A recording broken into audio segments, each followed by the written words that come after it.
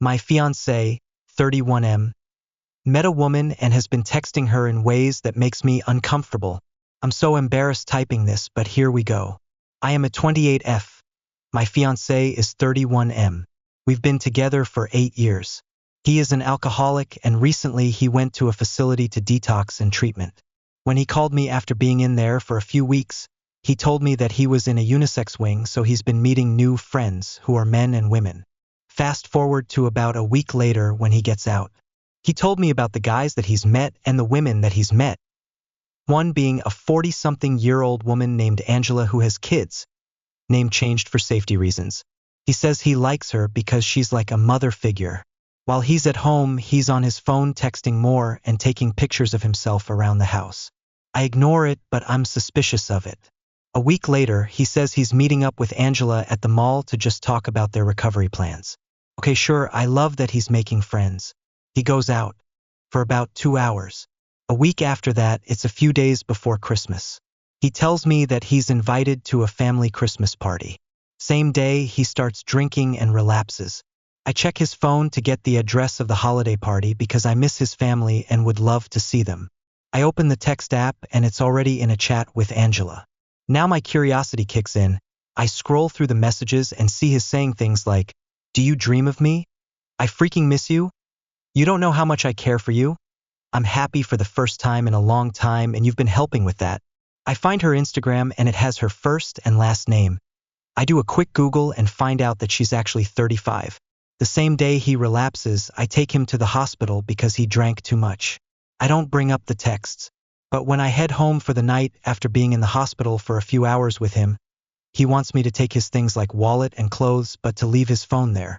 I get home with his wallet and clothes, then go into his wallet to grab a photo of us that he keeps in there. It's one of my favorite pictures of us. He has a thin wallet that doesn't have a lot of pockets or any zippers, just a flat wallet. Inside of the cash pocket there is our picture, but there are also condoms and 2 love letters, more like poems, that Angela wrote him while they were in that facility. I feel like shit. I've stood by this man for years while his addiction ruins so much. I've lost weight, cried, gone in and out of depression, lost money, lost friends, missed opportunities, lost jobs, lost vehicles, lost my personality for this man. I'm not trying to jump the gun, which is why I stopped snooping. I saw that I needed to see after 3 minutes of looking through the texts, and I wish I didn't see those love letters and condoms in his wallet. I don't want to believe that he would cheat with me after spending maybe a week in a facility with this girl. But thinking back to how he was talking and replaying some conversations, I am also seeing hints. Update. He doesn't have access to his phone because he's at rehab, but I sent a 2-paragraph text to his phone that he will see when he gets out. It will answer his question as to why I'm not picking him up and why it will be one of his family members instead. And yeah, I'm very pissed. I'm very upset. And I'm very, very angry. But I'm working on moving on. Please keep the comments kind. I beat myself up daily already because I've stayed in this situation for so long. I'd much rather hear your stories of how you moved on. And also, I'm going to bed. I'll respond again in the morning. My husband, 28M, can't seem to adjust to being employed and it's giving me 30F. The ick and impacting my mental health. My husband, Mitch, has not had the easiest life, to say the least. When he was 11, he was in a random accident, not his fault, that put him in and out of the hospital for nearly a year and left him significantly physically disabled from there on out. I won't go into specifics because they could be identifying for us, but basically he had to totally relearn to do a lot of things, and he'll have lasting impacts for the rest of his life. He finished high school as a top student and stayed at home for a few years before going away to college, and his income during those early adult years came from disability benefits because there weren't any typical college/high school student jobs that would have been accessible for him. We met when he was a senior in college, and he got his first job about 6 months after graduating. He was 25 at the time, I was 27. He could have stayed on disability, but decided to work instead because disability benefits in our country are basically poverty-level wages. He's a fantastic artist and did commissions occasionally for spending money while living with his parents, but it still wouldn't have been enough to get by on his own. In contrast, I've been very lucky. I started working summer jobs when I was 14, went to college right out of high school, and spent most of my 20s working in an extremely demanding but well-paying field.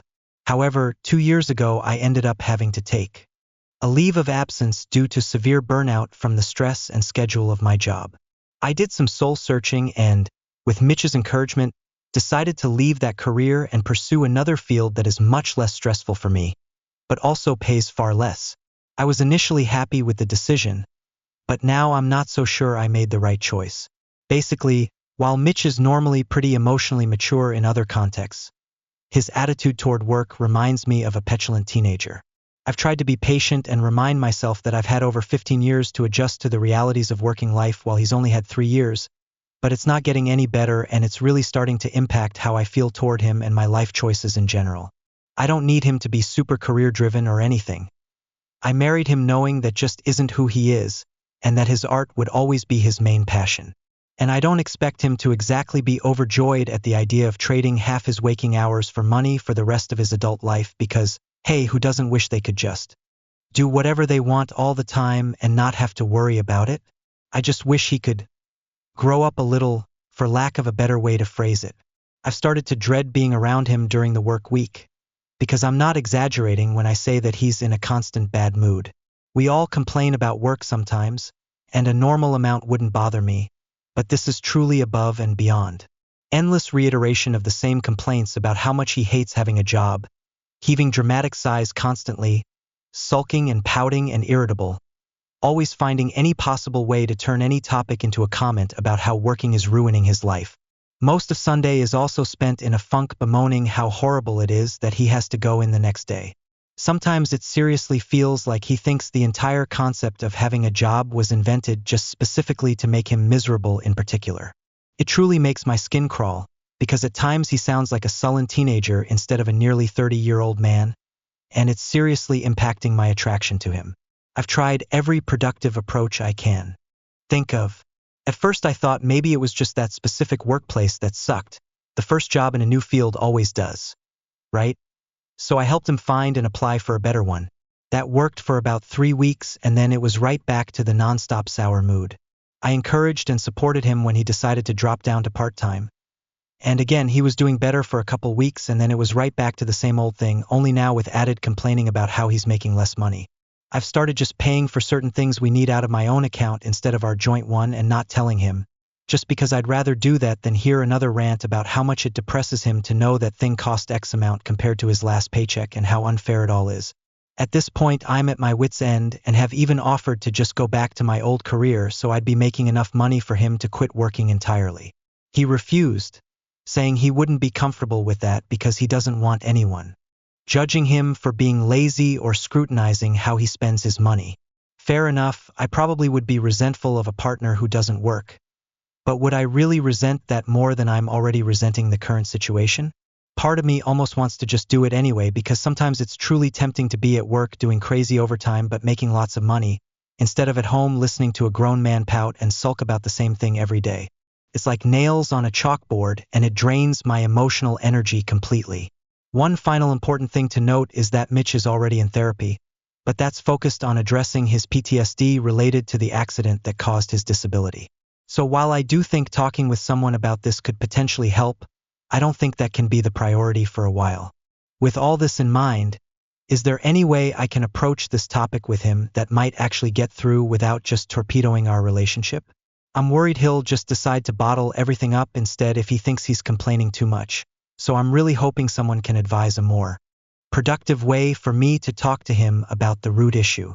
I'm codependent. My girlfriend F31 and I am 34 have been together for almost 4 years. This is the first time in my life that I have ever been with someone that genuinely understands and accepts me. I've never been with someone whose touch alone calms my demons. She brings me peace, and I've never really felt that before. I want to be around her constantly. I know that's not necessarily a bad thing, but the feelings I get when I'm not with her are intense and overwhelming. If I'm not working, I'll just sit alone and waste my own time doing nothing. I have no motivation to do much of anything when I'm not with her, so I'll just sit and scroll my phone. I won't do the things I need to do or the things I want to do. When I'm not with her, missing her is such a big feeling that I get distracted from other things that need my attention. I'm on edge. I'm easy to irritate. Fidget more. I eat and sleep less. My intrusive thoughts gets worse. Not even just about me but her, too. Like she hasn't texted me back for a couple of hours. And my thoughts go to something bad happened to her / she's gonna die and I'll never see her again. I feel so empty and cold when I'm not in her presence. I don't even really do anything to socialize. Ever. I only have a couple of close friends, and I haven't seen them in months. We have a great relationship. When we are together, everything is a dream. We have deep conversations, we connect on many deep levels, we grow and bond, we constantly laugh, we work through life, and we're good at taking care of our 2-year-old together. I just feel so lost and paralyzed when I'm not with her. I need to break the codependence without hurting our relationship. She's even said she thinks I need to make a couple of friends that I can do things with from time to time, especially if me and her can't be around each other. I don't want to make friends. I just want to be with her. And because of that, I recognize that I need to focus on not being so codependent. I don't even know what I'm trying to do by posting this. I guess thoughts or maybe advice. I don't know. Just do whatever, I guess. Lol. My wife of over a decade is speaking to another man. I'll try to keep this short as my emotions are all over the place. My 31M wife, 31D, of over a decade with whom I have 4 children, has been speaking to another man outside the relationship. I found out the way I feel lost people find out. More possessive of electronics. More distant. That kind of thing. Thing is, I'm not mad. Didn't even shout when I found out. My heart just kinda sank and I was just sad and broken. We've had issues for a while. I thought they were just normal couple issues. But looking back on it, we were both stuck in our own bubbles of pettiness and negativity. It's led us both to feel neglected and less than we are. But in my head, we weren't arguing and she seemed content. I was content because I had her, even if it wasn't perfect. More fool me? She says she's just being honest with herself. Which I believe 100%. She says the feelings started dying a couple years ago, but she didn't want to face it and didn't want to hurt me. Now, however, she has found a man half the world away. Says she's in love with him, and she may well be for all I know. I don't know her heart like I used to. This is crushing me so bad. It's given me time for reflection though. And she's right. I've not been the husband I should have been, but I want to be, and I'm committed to put the work in. I've told her all the things I'm willing to do, what I'm willing to change, making a plan of action if how to do it, that I will fight for us until my dying breath. All this is to say she tells me she doesn't know which one of us she wants, that she's scared that I'll stop trying or backslide, that she doesn't want to hurt me or this other man, that she is too scared that she will be hurt in the end. I want my wife back. I want her feeling as happy as when we met. Like she's needed and wanted and cared for and supported and everything else a good husband should be able to make their love feel. But I don't know what more I can do. I feel like I'm fighting a losing fight. I need advice on what more I can do to show her that I am 1000% committed to making us the best us we can be. I need help and advice. Sorry it's long. It's been hard. My sisters, F28, incredibly selfish ways are causing me so much distress. How to make her understand that she has to change. T's been over 10 years, that my sister has shown me time and time again, that she doesn't have the capacity to care for anything other than herself. I've been trying to forge a sisterly relationship, but I feel drained and used after every encounter we have.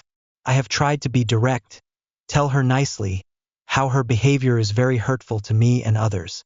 She deflects, becomes angry, yells, and gaslights me to the point I start doubting myself for expecting any decency on her part. My sister is currently 28 years old, but behaves like she has just turned 13.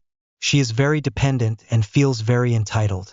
She can go ghost for months, but will expect me to drop everything for her when she is in need, completely disregarding how I feel. She has been stranded 3 times overseas, going on trips she can't afford, expecting me to foot the bill when her money runs out. She may say thanks, but doesn't seem grateful. Never does she make any attempts to pay the money that she is owing. Although I was on bed rest because of my difficult pregnancy, she expects me to deal with her self-inflicted issues. She is completely self-absorbed. All conversations revolve around her. Whenever I try to navigate and steer the topic back to me, she doesn't even respond and continues with whatever she wants to say. We live in different countries. When she comes and visits, all she wants is free boarding. She stays in the guest room all day, often waits until we, my husband, and kids, leave before she leaves the room. She hardly interacts with us, unless she is in need of something. I told her that she should stay in a hotel instead, but she insists she does want to spend some quality time. She is messy, doesn't care to tidy after herself, uses all my clothes, makeup, perfumes, finishes them but won't replace it. It's just she is too exhausted. Despite her exhaustion, she manages to go to nightclubs and bars, spend money on drinks. But when it comes to me, she can never spend a penny. She hasn't got me a gift in years. When she visits, she wants to be tended to. When I visit her, she ignores me. She doesn't care too much about her nephews. She only helps out when being asked, but she doesn't go out of her way to spend time/interact with them. When confronted, she becomes angry and defensive. During my wedding, she tried to make it about herself quiet a few times. She was meant to help with tasks with my bridesmaids, but she would whine and whinge, making me feel bad for even expecting anything. I should have been happy she arrived. Couldn't care for a gift card either. Gladly, I was too busy to care, but after the wedding it saddened me to think that not even on my big day she could not try and be less selfish. This Christmas she was thrown out of her friend's apartment and urgently needed a place to stay. She told me I shouldn't expect presents because she is too exhausted from the ordeal. Couldn't even spend time with us. After enjoying Christmas dinner, she went to the guest room. My last straw was that she was leaving without saying goodbye.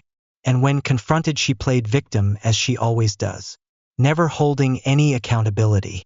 There are many more things that I could mention, but that would make the post too long. Estranged sister of 17 years reached out and I agreed to a phone call. What do we talk about? I'm 36F, and I have not spoken to my sister 35F in 17 years. Long story short, she has BPD and was violent since a young child. We last spoke when she attacked me because she didn't want me in our shared bathroom. She had been physically assaulting me for years at that point, and made my teenage years a living hell because of her behavior. I'm talking police being called to the house multiple times because my parents couldn't calm her down or control her. I suffer from PTSD as a result. Anyways, after that attack, I told I wanted nothing to do with her ever again. Overall, my life has been so much less stressful without her in it. On Christmas Eve, she sent me a very nice and surprising nature text message saying that she would like to reconnect. She loves me, and wished me a Merry Christmas. I was shocked. I fully believed I'd never hear from her again. I talked with my mom about it, and she told me she's been in therapy for a year, and has had a lot of self-growth and is actually working really hard to untangle her past and her part in it. So, I decided to text her back and agreed to catch up over a phone call. Now I'm feeling anxious. I don't want to share too much with her. I'm going through a really rough time after having 2 miscarriages and unsuccessful fertility treatments. I'm feeling emotional and vulnerable.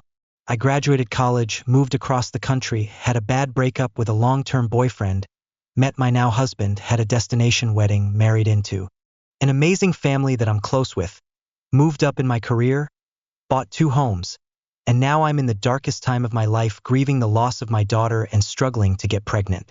She's not been present for any of this, and near gave I with her milestones, which frankly, I know very little about because I barely discuss her with my parents. Also, because of our history, I'm so worried I'll say something that will upset her. She used to get so angry about my milestones because I was one-upping her. Like, sorry I turned 16 and got my driver's license first. I'm trying to give her grace, because she was a child who was struggling with a mental disorder and not getting treatment. My parents tried, but she refused all attempts. My mom mentioned that one of her struggles is feeling like I have always rejected her, which is so complicated because my feelings are that I didn't reject her.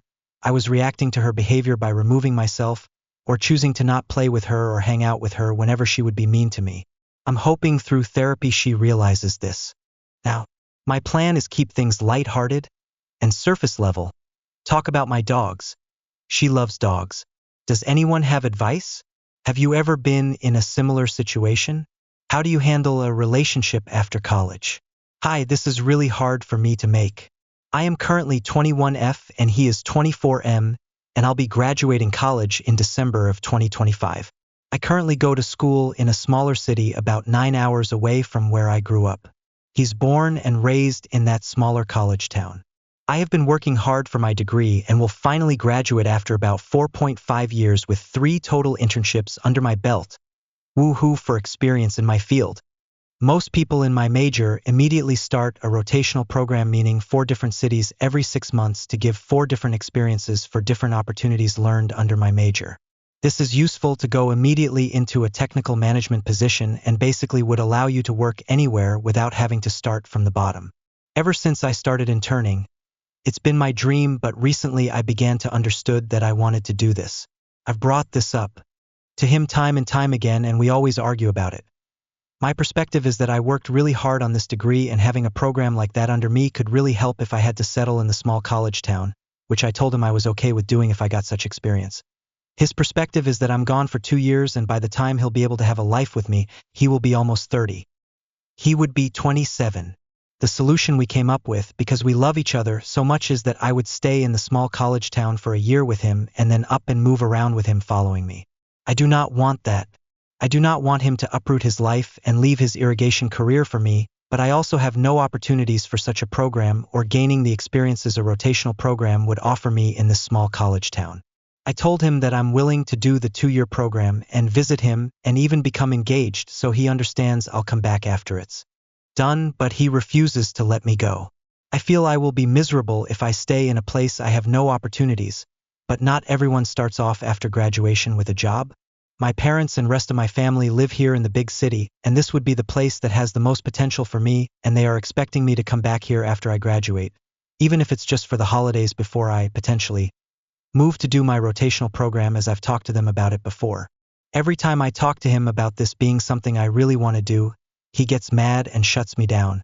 He's been persistent on wanting to start a life with me as I focused mainly on school throughout our whole relationship. As of February 2023, I will have spent $80,000 on my education, student loans, and am required to start paying them off starting as soon as I graduate.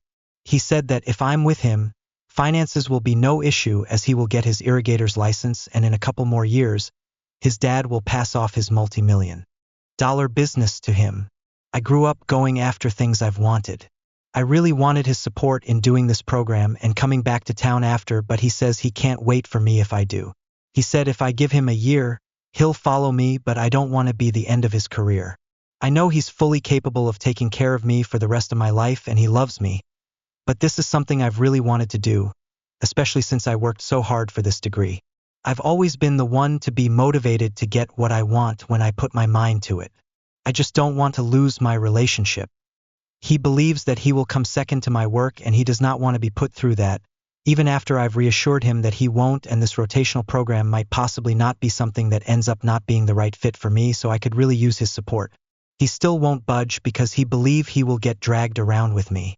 Instead, he told me I can always use my degree at his dad's business, but his business won't give me the experience I really wanted, nor is the business large enough where I can apply my degree fully. I was willing to give him the rest of my life for the 2-year rotational program. I was willing to take that experience and to use it towards his dad's business to allow it to grow in the future. The program being 4 different branches of experience is something I can have to my name in case there's a day he does not want to be with me anymore and I'm 9 hours away from the city I've called home, in a house that belongs to him, left to him by a deceased family member, in a city he grew up in. He has promised me that he would never do that to me, but I've had this happen to family members that say they were promised everything and then moved away from home to almost be isolated and dumped a couple of years later with nothing. I told him this fear and he promises he wouldn't do that to me and that he has better morals than that, and he loves me and wants to spend the rest of his life with me. I'm torn with 3 different decisions. A. Being in a small city for a year working at a place that will do nothing for my career but having to support him for the next 2 years after that during my rotational program. Honestly, wouldn't be bad supporting him. I would be making a lot of money, but I'd have a gap in my resume. I'd have to find a place in said small city to fill it. B. Being in a small city working at his dad's business, learning the ropes and setting up a contract, my idea. to ensure that when the business gets passed on, my name is attached to it as well. This would also include getting married too.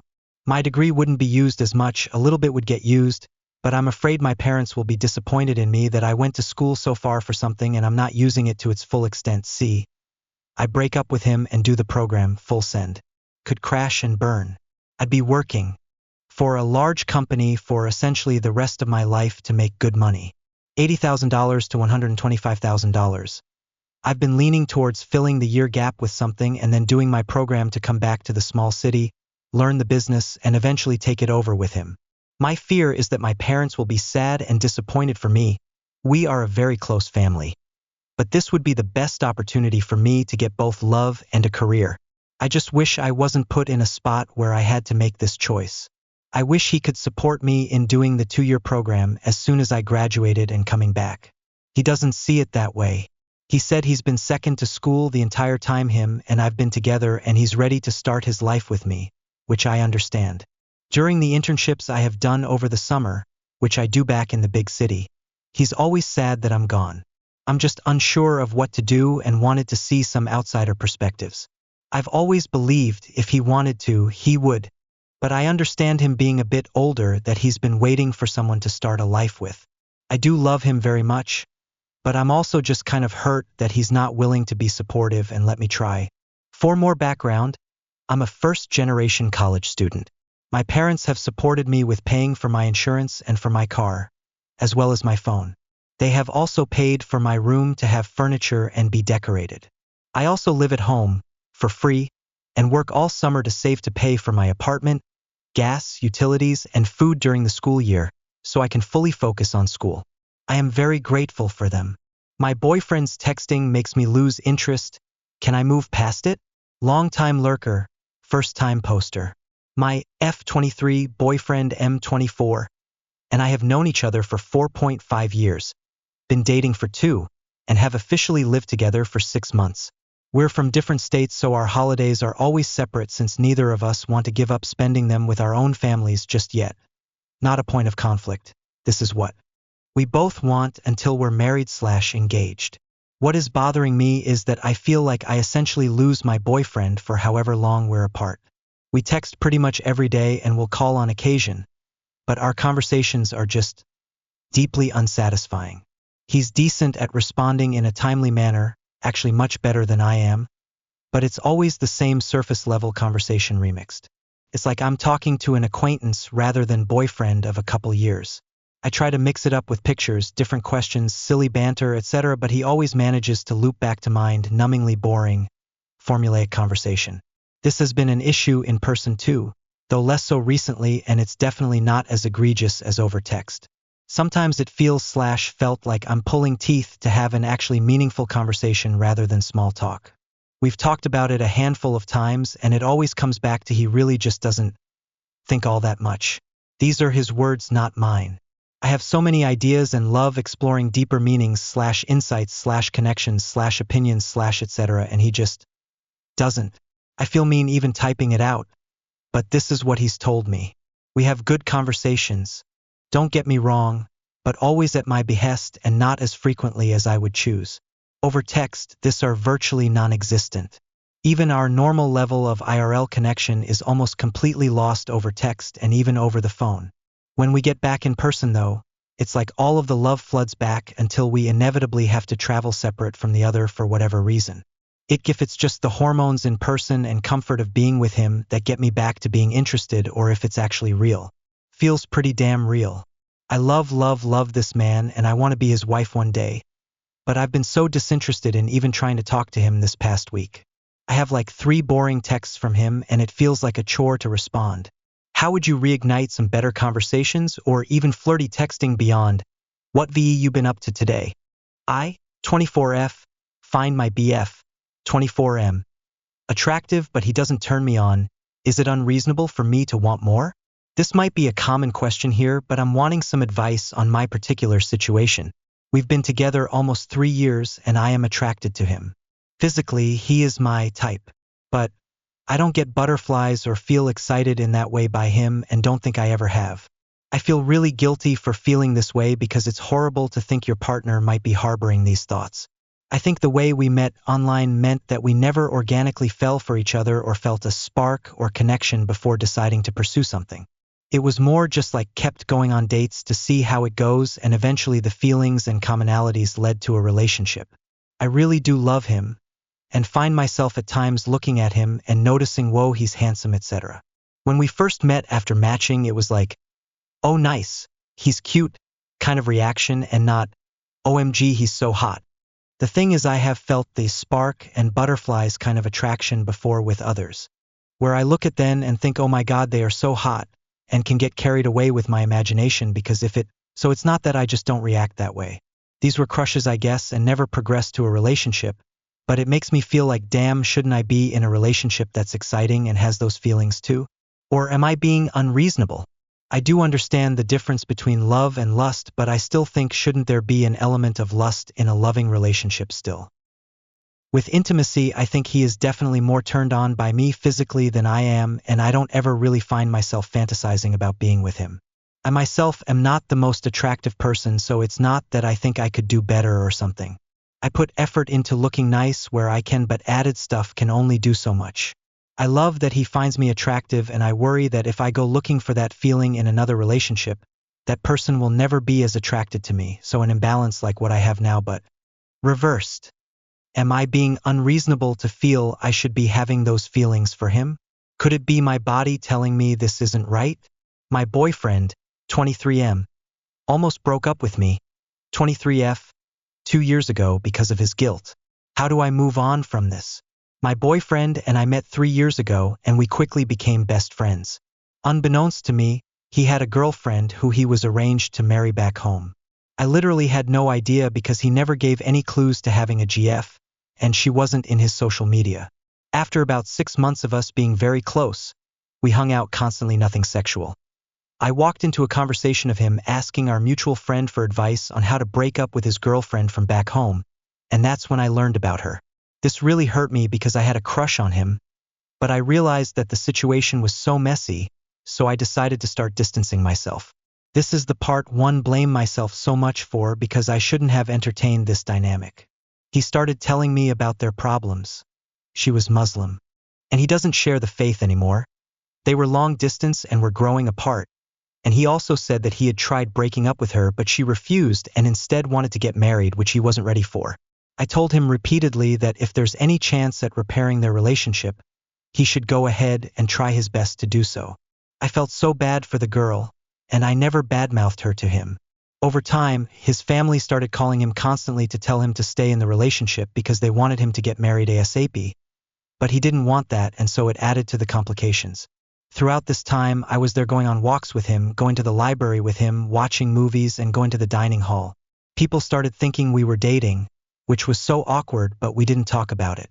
One day, I wanted to confess that things felt awkward and we should probably end our friendship, but I was a coward, and so we remained friends. After a couple months, he told me that they had broken up. A few weeks later, he confessed to me that he loved me and had done so for months. We had our first kiss and things were good for a week. Then the chaos resumed. His family, the girl's family, kept calling and telling him that they do not accept the ending of that relationship. I came to learn that the GF's father was dying of cancer, which broke my heart, and we stopped communicating. However, he came and told me that no matter what, he would fight for us and he would go home and end it officially with the families so that he could pursue me. When he came back, I asked him how that went, and you can imagine my shock when he said that apparently she refused to end the relationship and that she would accept him even though he wasn't Muslim anymore. He refused, but she said that she wouldn't let go of the relationship. I told him to deal with all that because he needed to stand his ground, and technically, that meant that their relationship was not over. I know that he was under so much pressure and this situation made him depressed, but I couldn't be his support anymore as I was now in the middle of all this. My conscience wouldn't allow me either because I felt so uncomfortable because now it wasn't clear whether he's in or out of that relationship. Throughout all this time, he was very kind to me, respected me, and our friendship didn't change much. That's the reason we didn't cut each other off. We kept studying together and we just didn't talk about his relationship at all. For months later, he told me that it was all over and that he had taken his time to heal. He reassured me that he never stopped loving me, and he asked me to be his girlfriend. I said yes, and honestly our relationship is the best thing ever. It's full of love, support, affirmation, and happiness. Now to the situation that changed my life for the worse. 6 months into the relationship, he started crying hysterically, and I realized that we needed to have a talk at the end of that week. He basically had a meltdown and told me that he feels so guilty for hurting his ex while she was overseas and losing her dad, and despite the fact that their relationship was going to end, he regrets neglecting her and he can't take that guilt anymore. Backstory. When I got with him, we definitely had a chat about what happened, and I told him that we can't be together if the issues from his past were to follow him. I was scared of a potential emotional roller coaster like before when I said this. To him, that sounded like he wasn't allowed to feel bad for anything that happened. Therefore, the whole week he thought that by confessing his built-up guilt, it meant the end of our relationship, and so he was essentially coming to break up with me. I told him we don't have to do that because emotions are human, and I would feel bad too knowing how much he had suffered emotionally dealing with so much heartbreak. I even went to therapy months before we got together, and that is what gave me the strength to stay away from him while he dealt with this. Therefore, we decided to stay together, and I told him that he needed to go to therapy because honestly he'd never heal without doing some self-work and forgiving himself. Since then, our relationship has been good. However, what bothers me is that he hasn't gone to therapy. He spoke to his friends and his family about this, and apparently he felt better. Also, this year right before we were long distance after graduation, I communicated my fears about doing long distance with him because from his previous relationship, he had told me he's not a fan of LDR. He started crying so hard after I voiced my concerns, and now I am not sure if he was still crying because of how he treated her. Unfortunately for me, I have such intense panic attacks from the thought that he will one day be overwhelmed with guilt out of the blue and leave me. I have communicated these feelings with him, and he reassures me every time, and he never makes me feel bad. Of course, I don't bring this issue up a lot because I don't want him to keep thinking about his ex. But these two instances eroded the security I felt in our relationship, and I feel so bad that I have not recovered. Most days I'm fine, but sometimes like today I feel so sad all over again. He really is my best friend, and he is so kind and loving to me, so why can't I move on? Please, I genuinely love him, and we don't have any other relationship problems or red flags. I just want to know if anyone has been in a similar situation and what they did to move on. I don't know what to do. I want a second opinion. Me, 22F, and my ex 20M, recently broke up after 1 month due to him realizing he wasn't ready to be in a relationship. I do know I still love him, and he says he does too. But throughout our relationship, he has been neglecting me, being avoidant and treating me differently from his friends. In the past, he has said that he has given up on himself, practically given up on trying to recover and get better mentally. But now he says that he wants to try and change for the better. I am aware that we wouldn't be able to go back to being in a relationship just as before. Even if there is a chance, I think it's unlikely. I genuinely want him to get better, and I can't stand to cut ties with him when I know he's in such a bad mental state like this. People around me have been telling me to cut ties with him and that I shouldn't be involved with people like this, and I'll eventually get hurt in the end. But I don't want to give up on him yet. I'm not ready to. I want to give him a chance. But before proceeding, I want to hear a second opinion on this from someone I don't know personally. Fiancé won't forgive me. What do I do to restore trust? My fiancé, 30/F, and I, 25/M, have been together for almost 2 years. We have an 8-month-old child and live together. We come from different cultural backgrounds, myself being American and her Burmese. With that background established, around 10 months ago, nearing the end of her pregnancy, I was faced with an issue. She was looking to me to provide financially so that she could be a mother with nothing else to worry about. I was up for the challenge and had promised her that I would handle it. Then I lost my job. After that, scrambling to find a new one, I chose to work for a sales company that highly promotes earning potential. Panicked, I poured my heart and soul into this job to no avail, and constantly came up short on income. I made just enough to pay the big bills, but that was all. Since that absolute struggle, she had our child and completed her master's degree. With that achievement, she received much better job offers than I, so we agreed that I would be a stay-at-home dad. Unbeknownst to me, she was holding a deep resentment towards me. She claims that she has never relied or depended on someone before, and since I didn't prevail with my work, it ruined her view of me as a potential provider. No matter how hard I work at things or what position I put myself in, she says she will never forgive herself for making the mistake of trusting me. She has a very black and white, all or nothing way of doing things. It's worth noting that she struggles with borderline personality disorder as well. I'm at a loss. I love her and my daughter with my entire being.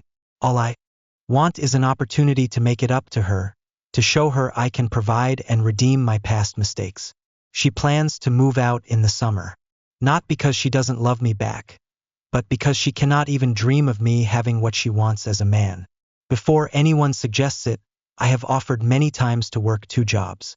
She doesn't care. I'm a weirdo and have honestly dreamed of having a wife and kids since I was a child. I'm so deathly afraid of my family splitting up and losing the woman I love. Please help me. I-19M and my GF-18F have been dating for 6 months, and today she told me I hurt her, and she doesn't know how to tell me so. Today I saw my GF texting her friend, and I jokingly asked, OMG, who are you texting? Knowing it was her friend. She then just told me it was her friend and showed me. On the screen she had typed out that she needed to talk to her about something important.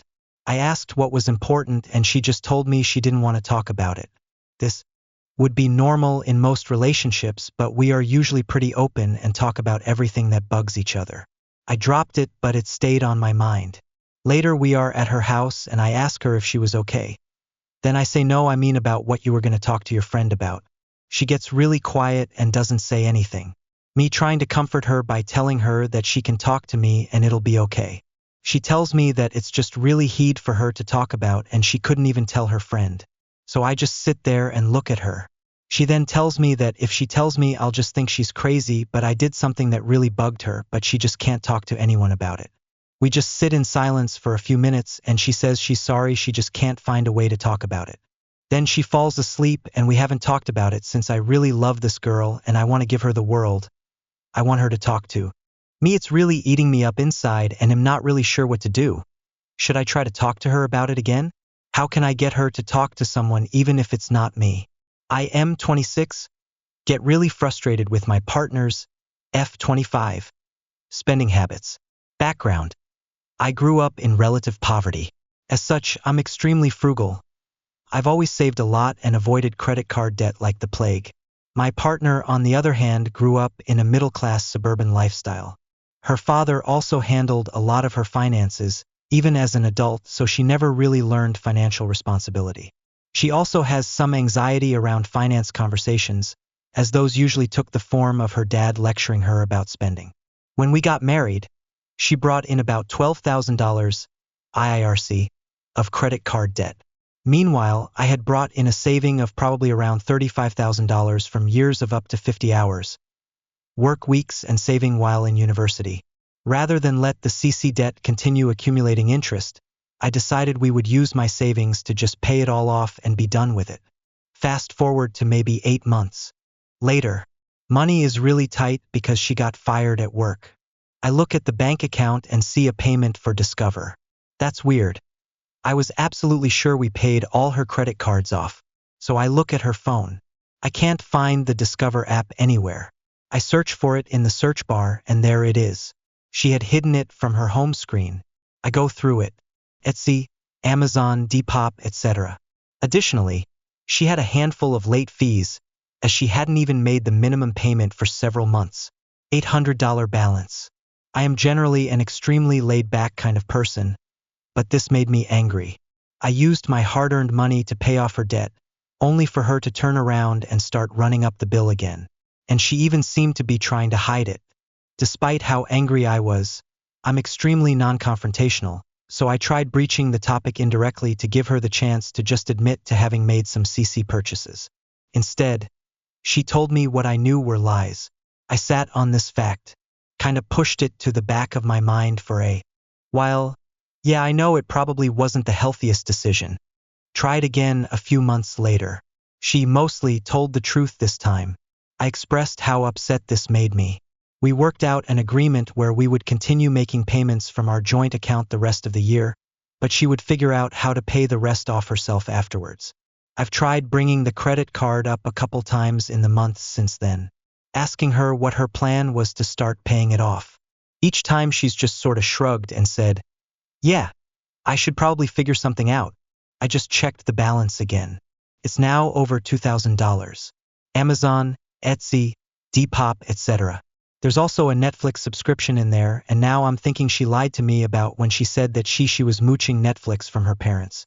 It's almost the new year. $2,000 in credit card debt with, as far as I know, no plan to start paying it off. This is all extremely frustrating to me. It makes me irrationally angry. My brain literally doesn't understand how it can be so hard to not purchase a bunch of dumb **** online. It honestly makes me feel like she's just taking advantage of me, which is a weird thing to say in a married relationship. Also, since I forgot to mention and couldn't find a good place to put this, we both work, with me making up about 75% of the income. She said she would pay it off with money from outside her regular paycheck, as we need that for other expenses/saving. How should I handle this situation? Any advice/help welcomed. Fork in the road. I, 23M, love my girlfriend, 24F. We've been dating for 3 years, but we've come to a fork in the road. I want to join a federal agency that'll send me out for 3 years for training with a small possibility of getting sent out for an assignment if a conflict happens. I love this job and everything about it. Besides the 3 years of training and the small possibility of getting an overseas assignment, I'll stay in my home state and get a part-time job. She doesn't like that I'll be gone for 3 years with training and definitely does not like the assignment possibility. She gave me a choice, her or the job. Someone of you may think it's a binary choice, which is I should pick her, and I totally understand. But I don't want to be the guy at the bar saying, I should or wish I joined. I don't want to die on my deathbed with regrets, which one of the very few fears I have. Any advice would be appreciated, thank you. I had a huge friendship-ending fight with my best friends. It all happened very quickly, and I'm wondering if it was preventable/how to act in the future. I, F19, and my 2 best friends, who we'll call A and B, both F19, had been friends for 7 months before all of this happened. The 3 of us became friends in February of freshman year, and this happened in September of sophomore year. Freshman year it was just us in the friend group, but sophomore year it was us and some of his friends and BS friends from freshman year, but for me my only connection to the group was A and B, everyone else was new to me. For context, I have social anxiety and attachment/abandonment issues, and probably autism TBH. Basically, long story short, since the start of the school year I have felt like this friend group was edging me out. People didn't respond to me or invite me to anything, and one of them just outright didn't like me. Obviously no one is obligated to like me, but I know it's unpleasant when you feel at all unwelcome with your friends. So after a few months of me feeling bad and unwanted, I finally just asked if I was being pushed out/if people didn't like me. This is where everything escalated very quickly. They were both taking a test at the time/just had very busy weeks in general, which I didn't know, but still, so they didn't respond for a while. When they finally did, after I texted again saying basically, sorry if I texted while y'all were in class. I said she was very busy and didn't really have time to talk about it, but it wasn't her place to say how people felt about me, and I might have just been feeling that people didn't know me as well. B said, I am upset with you because you talked to A when I did something that upset you but not me. But since we had tests, we didn't want to get into it. Which is fair, I did talk to A about it, but that's because I was significantly closer to and more comfortable around, so I was venting to my friend. In my opinion, they did the same thing in venting to each other, but I could be wrong. I responded with a long thing basically explaining how I'd felt all semester and how that influenced my strong reaction. They'd said, we're gonna go study at ours if people want to come over when we drive you back. I said, I'm at my apartment, but if you pick me up, sure. B said, but the car is full, no? I think I just said, oh okay, and got quiet before talking to A and telling her it was kinda F-ed.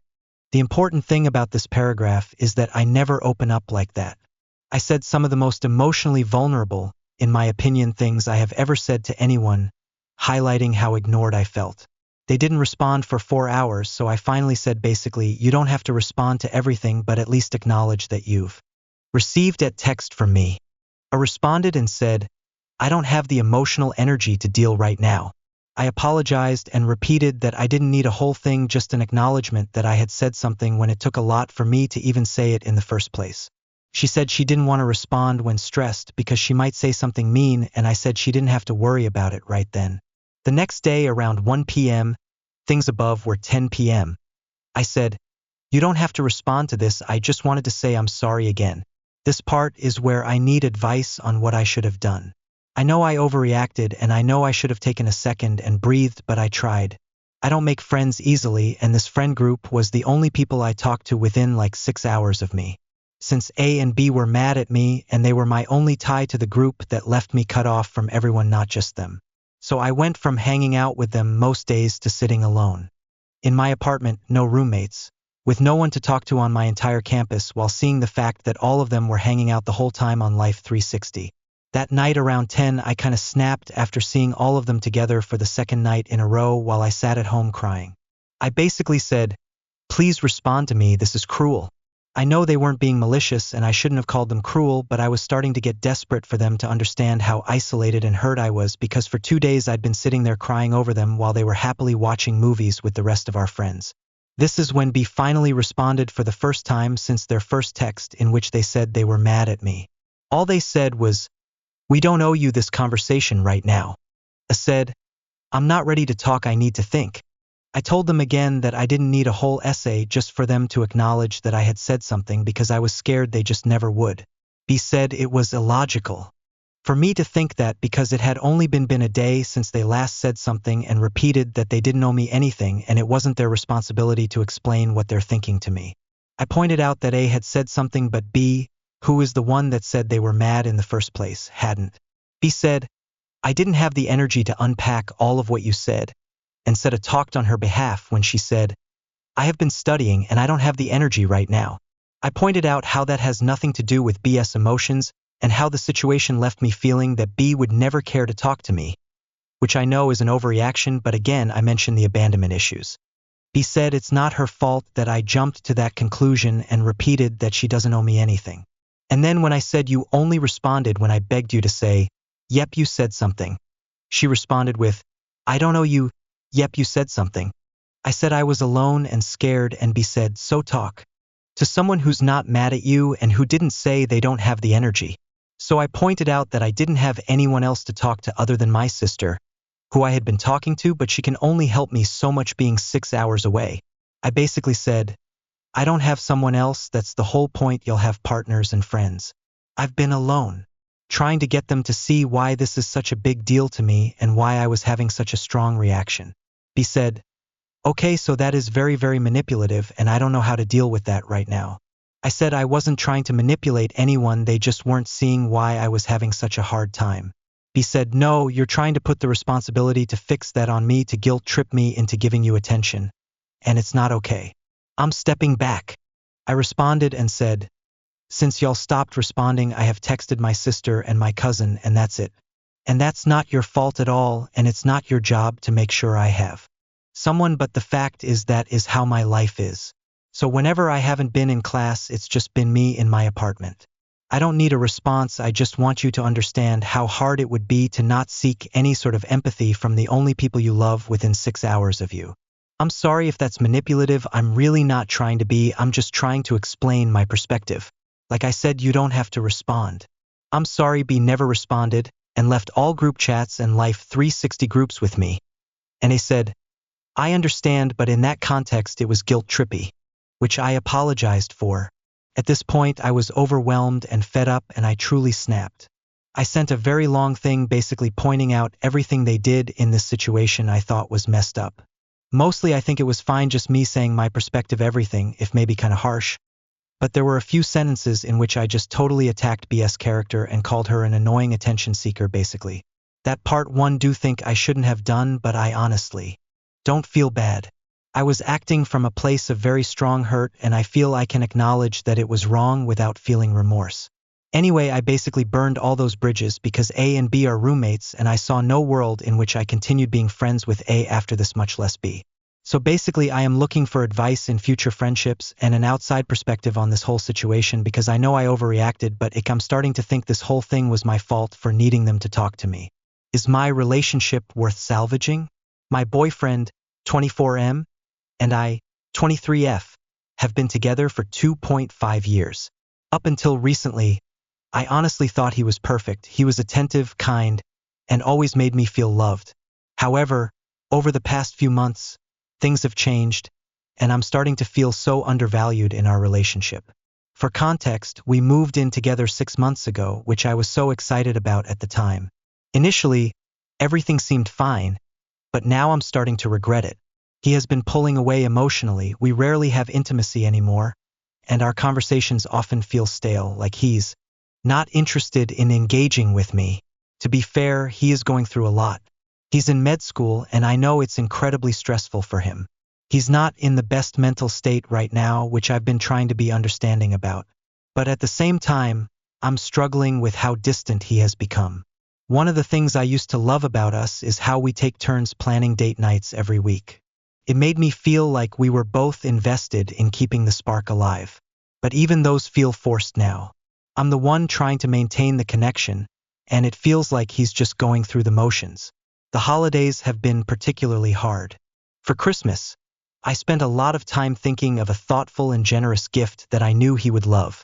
When we exchanged gifts on December 20th, the last time we saw each other before heading to our parents' homes, he gave me something that cost about $10 and clearly had no thought behind it. I didn't let on how upset I was and thanked him anyway. But inside, I felt crushed. What's been hurting me the most is how distant he's been since we've been apart. I'm staying with my parents, which is always hard for me because I don't have many people to talk to, and it takes a toll on my mental health. He knows how much I struggle with this, and yet his texts have been so disinterested. I even asked him directly if he needed some space because I felt like I was being too clingy, and he admitted that he does. While I want to respect his need for space, it's really painful. I know he's constantly on his phone because I see it when we're together, so I can't help but feel like he just doesn't want to talk to me. I've told him before how much I value communication and how it makes me feel loved, but it doesn't seem like he's taken it seriously. I care deeply for him and don't want to throw away 2.5 years together, especially because I know he's not in the best place mentally right now. At the same time, I can't help but feel like I'm the only one putting effort into the relationship. Is there any way to salvage this? Should I be more patient and try to support him through this? Or am I just setting myself up to feel more hurt? I really don't know what to do. Any advice would be so appreciated. Friend is juggling 2 women and lying to us. What should I do? I have a friend, M53, who's been seeing woman A, F40s, for 2 years, and we all know her. She's got a tough family situation and a divorce, but we thought everything was fine between them.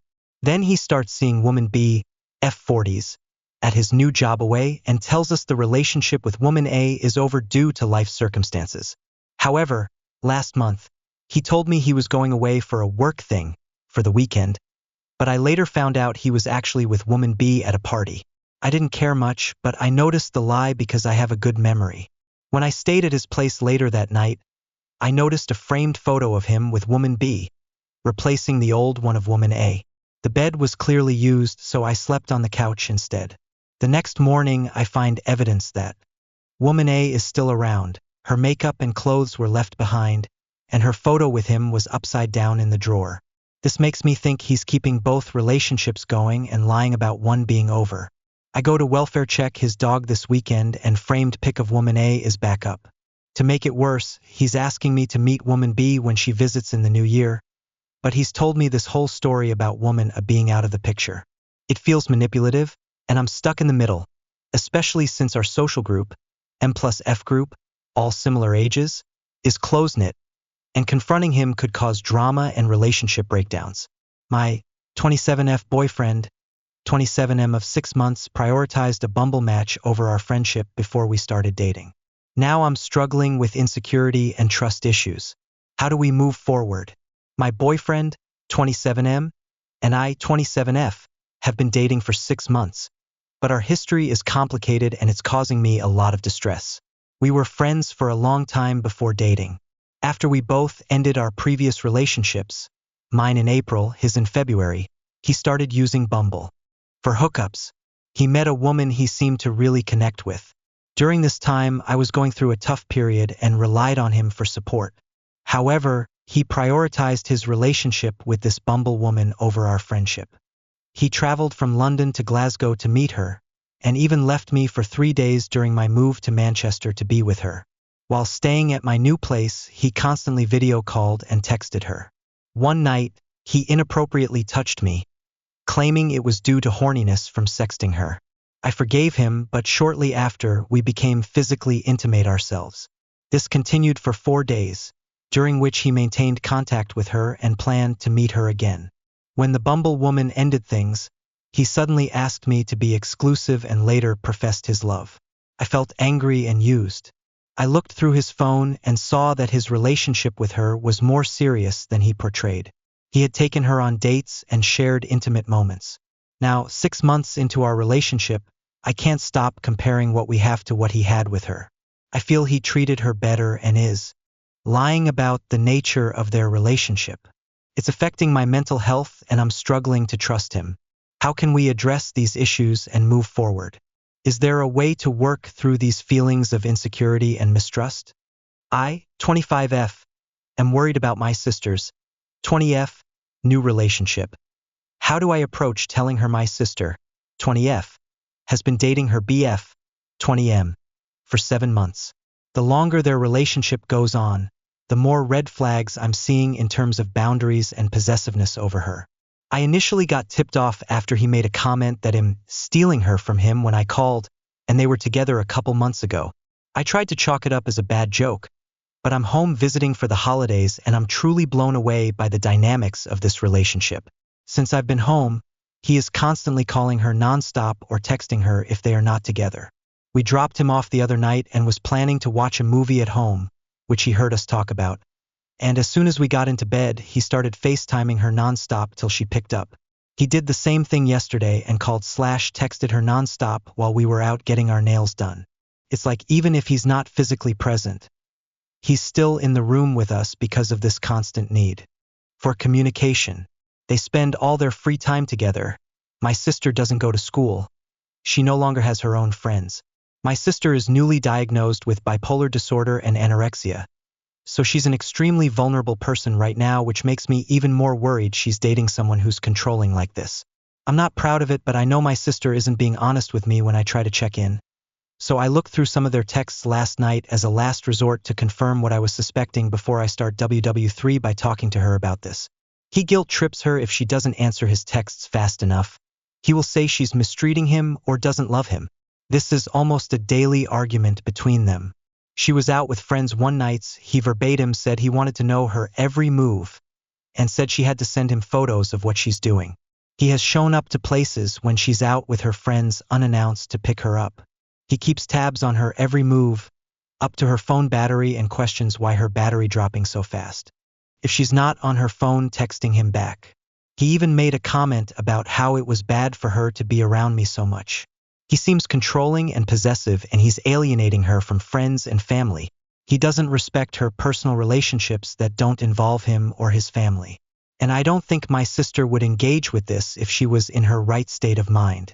I think she's focusing on this relationship instead of her own recovery and well-being. I want to talk to her about my concerns, but I'm worried about her becoming defensive and causing her to cling to this relationship even more. I truly don't even care about her BF, but I want my sister to be happy and healthy again, and I don't think this relationship is conducive of that. I'm worried this is the beginning stages of a serious problem. Any advice on how to approach this convo with her would be appreciated. F20. I am having a falling out with my boyfriend, M18. I'll dedicate this paragraph to pretext. My mom lied 8 months ago about some things his mom said that him sleep around, and being invasive into our sex lives. At least I think she did. I broke up with my boyfriend for about a month because his mom was being invasive in our relationship and reading his messages, not allowing us to see each other more than once a week, and dictating when and how I talked to him. I was also influenced by my mom that said those things about me. She, my mom, then kicked me out of the house saying I was on drugs. I was diagnosed with rheumatoid arthritis, anxiety, and depression, and then admitted a month later that she was actually addicted to pills and had a freak out when she saw me taking my daily medication for pain. I have to use a wheelchair occasionally because of the pain from walking. In the month that I did not speak to her, she told everyone but close family that I was addicted to pills and a deadbeat addict. I have a 3.8 GPA in college full-time and I work.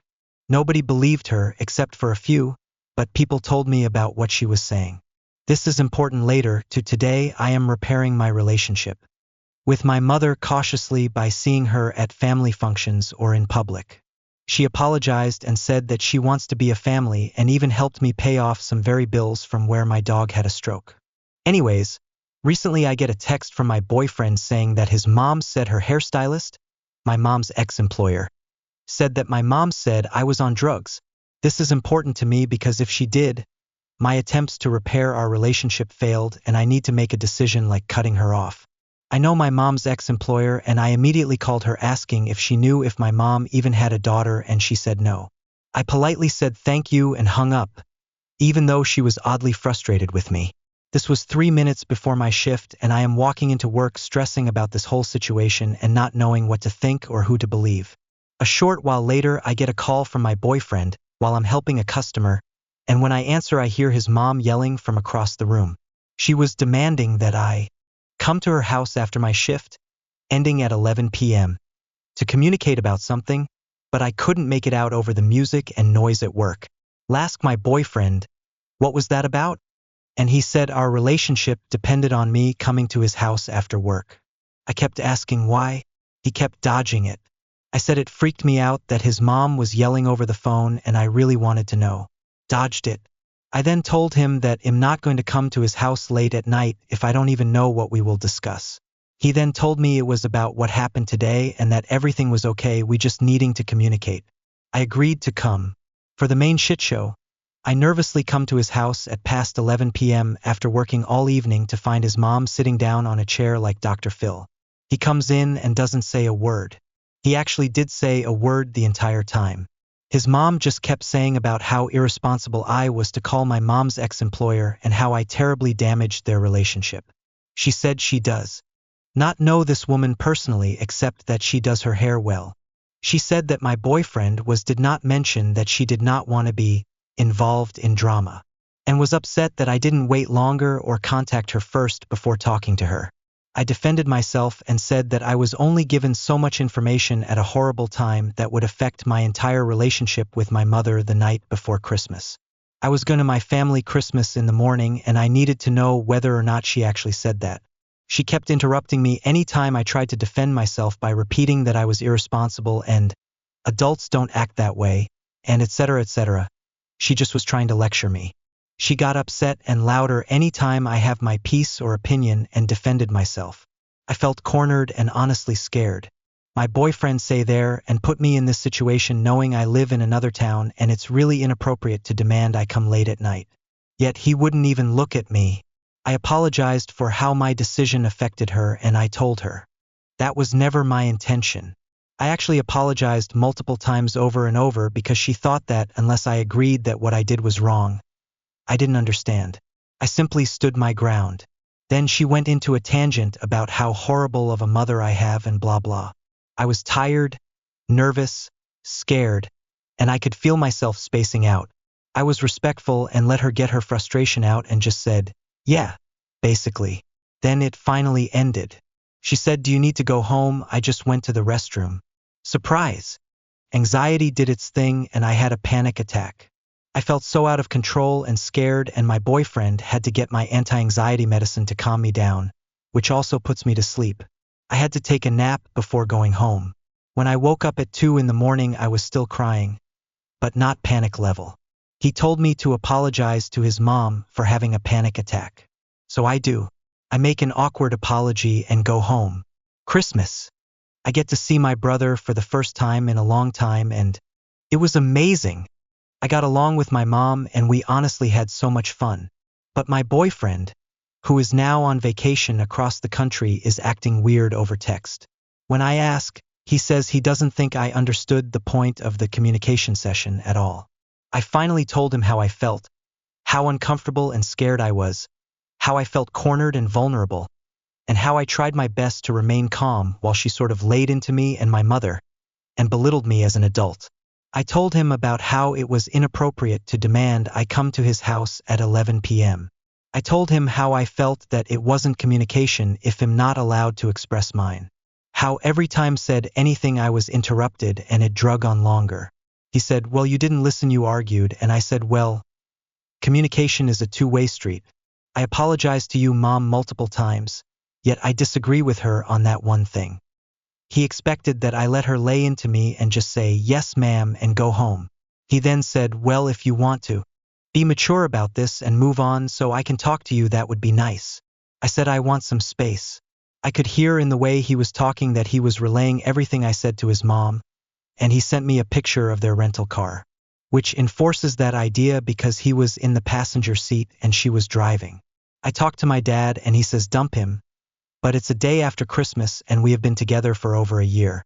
My dad said that I did well defending myself and I never should have agreed to go to her house, and that he should not have put me in that situation then switch up on me when he goes on vacation. I feel worried that I messed everything up and I shouldn't have defended myself. And I feel kind of betrayed that he led me into that position and then gets upset that I didn't just listen. He has been mean and disrespectful towards me in the past, which affects my dad's opinion towards him, and he has also directly disrespected him. Sorry for the novel how best can I navigate this situation. I, 21F, want to apologize to an ex, 22M, but am currently seeing someone I've been dating, my current boyfriend, 21M, for about 6 months, but we've been seeing each other for around 8. Just before I started seeing him, I ended things with a guy, 22M, when things started to get more serious. About a month or two after I ended things, I was with my boyfriend when I got a message from X, which basically went along the lines of, hey, I'm sorry, I haven't messaged, I just needed some time. How are you? I was with my BF when I opened this and he responded for me something childish like, she's moved on or something like that. I didn't really do much about it and the X unadded me after that. The past couple weeks I've been thinking about that interaction and how embarrassed I am by it. I've been feeling guilty about how I acted and letting my BF send that message when the guy was nothing but nice to me, and I've been considering reaching out to X to apologize for this, a simple message like, hey EX, this is so out of the blue, but I just wanted to apologize for the last messages sent between us. You probably don't even remember, but you reached out after things ended and someone else replied instead of me, and it was just a childish response, and I've been feeling really gross/guilty about it and how I let them send that and didn't apologize to you. You were really sweet to me, so it feels 1000x worse. That's not the type of person I am, and hopefully it wasn't as rude as I remember, but I truly feel so bad and I'm really sorry for that. Hope you're doing well. Only thing is, I don't think my boyfriend would take this well, and might believe it's me trying to rekindle things with the ex, when in reality I just want him to know I'm sorry for the message. The ex is also mutual friends with someone my BF works with, and am a bit anxious that this would get back to him. This all went down around 6-7 months ago, so it has also been a while. Is it okay to send this message or should I just leave it? Me 22F have this situation with my 23 MBF, struggling with trust I seed and overthinking. Any advice? Hi everyone. I hope you're all doing well. I've been feeling really sad since yesterday, and I'm not sure if it's because I have a need for constant control or something else. I need help figuring this out because I don't want to seem crazy or risk losing him over this. After a small incident, I started seeing everything in a negative light, and it's making me feel overwhelmed. For context, we work together, and yesterday was his last day at work. These past few days with him have been amazing. However, something happened that's been bothering me. Yesterday, a girl sent him a follow request on Instagram. He told me she used to be interested in him but is now in a relationship with his friend. At first, I thought she was already following him, so I didn't care because I trust him. While we were at work, he showed me the notification and I asked him if he was going to accept it. He said no and even told me, you'll see. I have 18 followers. If it goes up to 19, then you'll know I accepted her. But I won't. I replied that I wouldn't check because I trust him. But later, out of curiosity, I checked anyway. And what did I see? He did follow her. I don't want to bring it up to him because I trust him. I just didn't like the situation, especially since he was so sweet and caring today. He brought me a big box of chocolates because my period is coming and even bought me lunch. But this one thing really hurt me. I've also been overthinking things since then. For example, this morning, he told me he was going to play a game I love. But when I used to talk about playing it together, he said he wasn't interested anymore. Today, his friend suggested they play, and he agreed instantly. That made me feel sad and like I'm not special enough to him. I'm tired of being so affected by these things. I don't want to be a burden or make him feel like I'm trying to control him. But I also don't know how to stop feeling this way. How can I work on myself and improve? If it's relevant, but he has a lot of group of friends, he plays with them and stuff. I don't have a lot, and my friends don't like video games and stuff. I have online people who I barely know. Should I stay or go? Hi all, I've got to a crossroads in my new relationship. I 39M need to decide if I can continue with my 32F girlfriend. We've been dating for 6 months, and when we are together it's really good and we work well together. The thing that's got us to breakpoint is her children 8F and 10M. The boy especially, he is violent, controlling, and constantly fighting against her, doesn't do anything except what he wants to do, and basically destroys everything in his path. His dad is a deadbeat druggie who doesn't care at all. I've got 3 of my own children, and I really don't think I've got the headspace to deal with it all.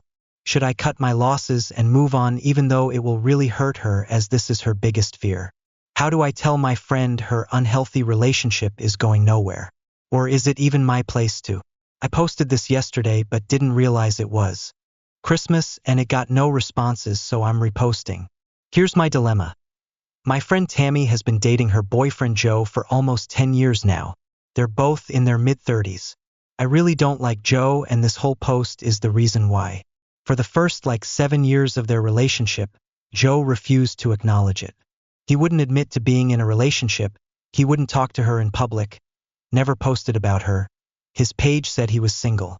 They would go on vacation together and neither would post any pictures or anything about it. Tammy was literally also forbidden from talking about it. I knew, and so did a few of our other friends, but we had to pretend we didn't know if we happened to see them together for the longest time. She mentioned to me a few times during this period that it would upset her when we were with a group and everyone was coupled up, or if it was just girls and they were talking about their partners, but she just had to stay silent. One time I saw them at a grocery store, and if I didn't know them, I would have never known they were together. They were on opposite ends of the aisle. Then he walked by without even looking at her or acknowledging us when she stopped to say hi to me for a minute. On top of all this, he just isn't nice to her. They have the exact same job, but he acts like her job is insignificant and that he's so much better than her. He doesn't support her or her career in any way. He's mean to her, and one time she started crying when my boyfriend called me beautiful in front of her because Joe never compliments her. He also has cheated on her at least twice that we know of, most recently about a year ago. The first time years ago, his way of proving loyalty was to post one picture of them together and then never again after that. She's also called me while sobbing and locked in her bathroom after a fight multiple times, but refusing to tell me what exactly happened, so I'm not 100% sure how bad it's gotten. She stays with him during all of this craziness because for the last literal 5 years he's been promising. A proposal is coming, but it's been 5 years. At first she got really excited and started looking at venues and stuff. Then after a while she'd start losing some of the excitement and he'd mention it again, get her excited, and it would start over. I have a strong feeling it's never going to happen, but he keeps stringing her along. She wants to be married and start a family, and I'm worried it's about to be too late for her. A lot of our friends feel the same way, and over the years we've all tried talking to her. But she just defends him and their relationship and says it's not that bad. She gets really upset if it gets brought up, so everyone has kind of just stopped trying to talk to her about it. I have experience with an abusive relationship in the past, so I know sometimes relationships can be hard to leave, and I'm trying to just be around when she needs support, but it's really hard to watch this as a friend. Would it be worth bringing up again? So how can I do it? Also, we're friends, but we're not like besties, so I'm not really sure if it's my place to be the one to keep mentioning it. Does anyone have any advice? How do I, 30SF, tell my mom, 60SF, that I'm bailing on visiting my grandmother, 90SF? I've known all these people my entire life. My mental health is failing pretty hard. I'm on a work trip, but I'm very likely going home soon, finishing up a few things, and working with a friend to go to inpatient treatment. It hasn't been a very good year. On top of family issues, I worked for months solid and got very little time at home, A former partner of mine succumbed to schizophrenia violently and has since apparently been showing up to my house, and I've been having physical health flare-ups. I already struggled with mental health, and this year has been more than I can take. My grandmother isn't having a very good year either. My grandfather died a pretty horrific death, and since then she's had health issue after health issue. She needed to be moved across the country due to a lack of funds and a toxic situation locally. She's in a new place after living on the same block she was born on her entire life. She's also moved in with my mother, who is honestly a severely unempathic person. It's necessary as she's fixing the physical issues. My grandma wasn't getting care with our other relatives, but completely ignoring how upsetting this uprooting is and how much my grandmother is grieving her husband. I made a promise to my mom that I would come visit in a few weeks, but honestly, I can't. My parents know about none of the health issues I'm currently facing. As stated before, my mom has a severe lack of empathy, and discussing personal problems with her is difficult as best. She's only visited me twice since I turned 18, once because I needed surgery and couldn't find a friend, and asks me almost nothing about my personal life. She has to ask me my address to mail me anything. She's still referring to my boyfriend by the name of a guy I almost dated 10 years ago. She doesn't usually notice it. I don't message for weeks at a time. She's also slightly thinks that mental health isn't real, so I'm not super excited to tell her I'm bailing on a promised visit to Grandma for mental health treatment. Grandma, for the record, very much believes mental health isn't real, but I give her a break because she's 92. I need to tell her something because she's supposed to be picking me up at the airport in a few weeks and expecting me to stay for a month. She tried to Baker act me the last 2 times I brought up my mental health struggles. So that's out. I don't even want the facility communicating with her, and I'm taking my time on this to pick one that will not provide her with information. I also can't tell her about any of my actual problems on top of the failing mental health, because she'll immediately pick apart what was my fault and how I should have done better, which is something I can't handle at the moment. But I also can't afford to go for that long. How the hell do I navigate this? How do I, 32M, deal with my feelings towards aromantic GFS, 30F, previous FWBS? About a year and a half ago, I, 32M, met this girl, 30F, on a date. We clicked pretty well, and decided to see each other just a few days after once more, since she was going to be out of the country for about 3 months afterwards during summer. She is from another country than the one we both live in, and she has a lot of freedom in her work, so she goes back home for longer periods during summer and around Christmas. During this time, I leave her to enjoy her summer, and she leaves me to enjoy mine, so we don't talk much. When she gets back, she asks me if I want to meet up again, and I agree. We quickly start spending a lot of time together, and feelings start developing from both sides. A month or 2 in, she tells me that she is aromantic, but that she, for the first time in her life, is having what she thinks is romantic feelings towards me. I'm initially a bit shocked as I've never met someone like this before, but am overall happy considering what she is telling me. My connection between love and sex is very strong. Without feelings for someone, sex has always been pretty terrible for me. For her, they don't have anything to do with one another. Sex is just sex, and love is love. I have no interest in being in an open relationship, and she would be okay with it, but she's also fine with us being monogamous, which is something we talked about early on and have been since then. In her past, she has had one boyfriend around 10 years ago, and after that she has had several FWBS. These FWBS that she has had have in most cases gone back to normal friendships since we started seeing each other. They're not people she regularly hangs out with, but she made it clear early on in the relationship that she will not stop being friends with someone because of me. And this is where I struggle. Of course, I don't want her to stop being friends with someone, but I have a really hard time knowing she is spending time with someone who she has previously been having sex on a regular basis with. And it's not that I don't trust her. I actually do, which is a very big thing, seeing as I've been cheated on in multiple past relationships. But at the same time, something keeps scratching my brain saying, what if? Whenever she hangs out with someone she has a sexual past with. And I really wish this didn't happen, as, again, I do trust her, and there has never been any signs at all that she would have broken that trust. We've had one big argument since we started seeing each other, which was a few months into the relationship. She had had a trip planned which she booked during the summer shortly after we met for the first time. The tough thing for me was that this trip was for a week with this guy that she was FWB with up until she met me. And seeing how the situation was during summer, when they spent some time together and were having sex, they had booked lodging together so they were going to sleep in the same bed. This made me very uncomfortable, especially given my past where I've been cheated on in multiple relationships, as previously mentioned. She understood my feelings, promised me that nothing would happen, but also clearly stated that she cannot be in a relationship with someone who will not let her keep her friends, and that I have to accept that. They are and still will be friends. Since this happened, there have been a few more times where she has met up with friends that she has a sexual history with, either alone or in a group setting. And every time it makes me feel bad. In a few months' time, a friend of hers and his girlfriend are coming to visit for a few days in the city where we live. They are in an open relationship and my girlfriend has done things with this guy in the past. His girlfriend was in the picture back then and knows about this. The idea that I have to hang out with him makes me uncomfortable, and I don't know how to bring this up with her. My mind just thinks about them being together and it makes me feel nauseous. Most of all, I just wish I wouldn't feel this way. I wish I could just see it as she does, that they used to do sexual stuff, but then they've gone back to being only friends. But I don't know how. How can I deal with these feelings? Am I the asshole for telling my wife that the house we're going to build won't have 5 extra rooms for her mom, her 3 brothers, and her cousin? Not the asshole. I was looking at house plans to submit to the town hall for approval for an acre we own in Minnesota. We're planning on a 4-bedroom house.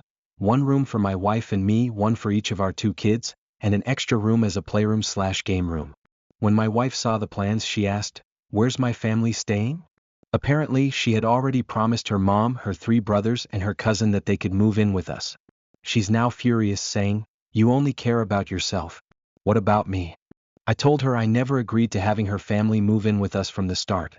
Now she's even talking about selling the land to prove a point. Additional information. My wife and I co-own the land, which we purchased with the life insurance payout from the passing of our 1-year-old daughter in 2021. Since then, I've gotten a job in manufacturing with a federal government contractor. Her family has no stake or rights to this property. Recently, I received a call from the town's registrar regarding ownership change inquiries for the land. We actually own 2 parcels, and I offered to sell one of the parcels to her family at market value if they wanted a stake. She declined. The house construction will be funded by me alone. I even offered to build an accessory dwelling unit (ADU) on the property where her family could stay, but they would need to pay market rate for rent, about $900 per room. She rejected this idea as well. My current plan is to transfer my ownership of the land into a trust with my kids as the primary beneficiaries, with specific instructions that only direct descendants of mine may build or live on the property. Am I the asshole for telling my wife that the house we're going to build won't have 5 extra rooms for her mom, her 3 brothers, and her cousin? Not the asshole. I was looking at house plans to submit to the town hall for approval for an acre we own in Minnesota. We're planning on a 4-bedroom house. 1 room for my wife and me, 1 for each of our 2 kids, and an extra room as a playroom/game room. When my wife saw the plans, she asked, "Where's my family staying?" Apparently, she had already promised her mom, her 3 brothers, and her cousin that they could move in with us. She's now furious, saying, "You only care about yourself. What about me?"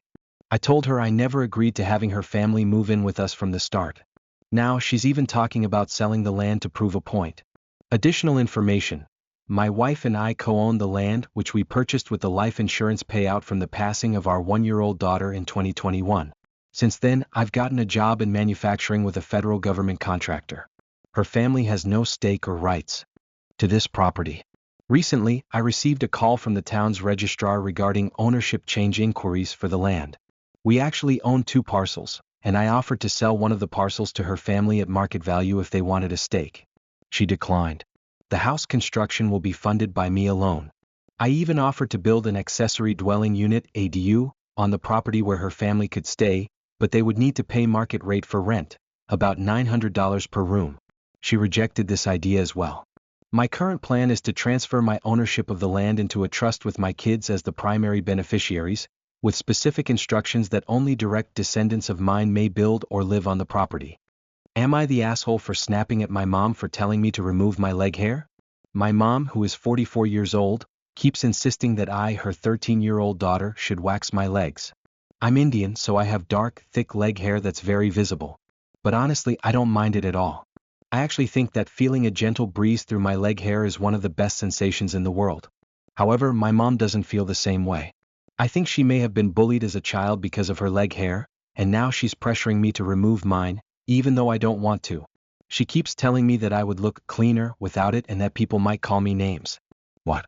Some random girls from school did make a comment once, calling me a yeti when I was wearing shorts. My mom was nearby and might have overheard them, so maybe that's where this is coming from. But I'm actually quite secure about myself. If someone finds me unattractive, they can just look away. It's really not that difficult. Earlier today, my mom made yet another comment saying that it would look much nicer if I got rid of my leg hair. This time I kind of snapped. I told her, there's no need to try and give me random insecurities, and that she can police her own body but not mine. I understand that she's coming from a place of concern and is trying to protect me from bullying, but honestly, I'm fine. I genuinely feel good about myself and my body as it is. I just don't see a reason to make myself self-conscious in that way, and I'm trying not to internalize her comments. So, should I have at least responded more kindly? Am I the asshole? My boyfriend doesn't want me talking to a mutual friend because of trauma from his past girlfriend. My boyfriend, who is 23 years old, doesn't want me, a 24-year-old woman, talking to one of our male friends from our shared friend group. Whenever I speak to this friend, my boyfriend becomes very sad and moody. We have discussed this in the past, and initially he said it bothered him because I would talk to this friend for too long. In reality, I would only chat with him for maybe 10 to 20 minutes when I saw him, which wasn't often as we only really meet him at parties. However, when we discussed this again, my boyfriend explained that the real reason he feels uncomfortable is because of unresolved issues from a past relationship. He admitted that he's afraid and is projecting his experiences with his ex-girlfriend onto me. When he and his ex-girlfriend were together, she met a new guy at a party they both attended. She gradually grew closer to this new guy, eventually forming an emotional connection that led to emotional cheating. I acknowledged his feelings and expressed my understanding. However, I also told him that he can't project his past experiences onto me and that he can't forbid me from talking to another person, especially since I have done nothing inappropriate and have no intention of doing so. I've been faithful and there's no history of infidelity between us. His ex-girlfriend isn't even the most recent one. She was his first girlfriend, and he has dated 2 other people since then before starting a relationship with me. I suspect that this early experience might be why it's so hard for him to let go. So, am I the asshole if I continue talking to our mutual friend? Am I the asshole for missing plans I didn't know I had with him? Backstory: I'm 26 years old and he's 28. We have mutual friends and I've seen him at various events, but I don't think we'd ever spoken directly. He followed me on social media, and we started talking after he replied to one of my stories. When I posted about attending an event, he mentioned he'd love to do something like that with me. At first he suggested, I'm a good chef, I could cook if you come over. I told him that I don't usually do home meetups for a first date, but I'd be open to other plans. He apologized and suggested we go out somewhere and I agreed. We kept chatting and he didn't mention the plans again, but we moved our conversation to texting where he messaged fairly often. Fast forward, he finally asked me out on a date, so I asked what he had in mind and when. His response was, honestly, if you're not down, that's cool. Just tell me to leave. I thought maybe this was a reaction to how I'd asked. I assured him that I was interested and asked when he was available. He mentioned Friday through Sunday, but I told him I'd be attending a friend's wedding that weekend. I suggested that we could discuss other possible dates, maybe the following week. He told me his family would be visiting then, so he couldn't. I replied that we should keep in touch. The weekend, on Friday, I didn't hear from him and I muted my phone to avoid feeling anxious. I focused on my friend's wedding events. By Saturday, I checked my phone and still saw no messages. Midday, he finally texted saying, well, it's not like I was going to be free this weekend, but I take it you aren't either. Sorry. I responded by suggesting we revisit our plans, and he agreed, mentioning he'd be free on Monday. However, this was short notice and I had work during the time he suggested. I explained this and he asked if I was genuinely interested in meeting him. I reassured him, asked if he was available that Friday, but he responded without directly addressing that part. Since then, he's been texting me with a noticeably different tone. His replies have become shorter and more spaced out, and he doesn't acknowledge things I say. I'm starting to wonder if I was supposed to be more specific in making plans. My sister advised me to leave it alone as he seems upset. TLDR, we're having scheduling issues around a first date. He previously said he was unavailable for the weekend but then seemed to change his mind, leaving me uncertain if I did something wrong. I've tried to explain that I'm interested, but he seems distant now. My friend also saw him on dating apps, so I don't want to waste his time if he's actively looking, yet I also don't want to feel brushed off like this. Would I be the asshole for not inviting children to my wedding? Hello. My fiancé, who is 27, and I, who am 26, are engaged to be married. I've always envisioned my wedding as an adults-only event. However, there is one issue. My fiancé comes from a very large family and has around 20 first cousins who are minors, many of whom are small children. I would feel terrible excluding any family members, and I definitely don't want to hurt anyone's feelings. My fiancé doesn't have a specific vision for the wedding.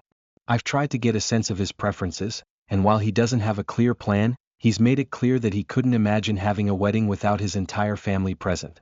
I haven't yet shared my preference for an adults-only event, as I don't want to upset him. Is there a way to approach this sensitively? Would I be the asshole for planning a child-free wedding, assuming my fiancé would ultimately be okay with it? Am I the asshole for flipping out on my partner about a gift they received?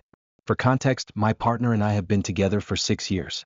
Recently, they met a coworker who we'll call Aya from the same city as us. Since the entire company works remotely, employees rarely meet in person.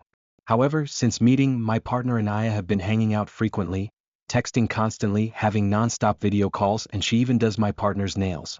This past weekend, I invited another couple, friends of ours, to join us at a crystal fair. At the last minute, my partner invited Aya along too. I'd never had an issue with Aya, or with any of my partner's female friends before. In fact, I regularly hang out with their ex. However, at the fair, Aya bought my partner a crystal necklace and then revealed in front of me that she had bought an identical one for herself so they could match. I tried to brush it off, but it bothered me.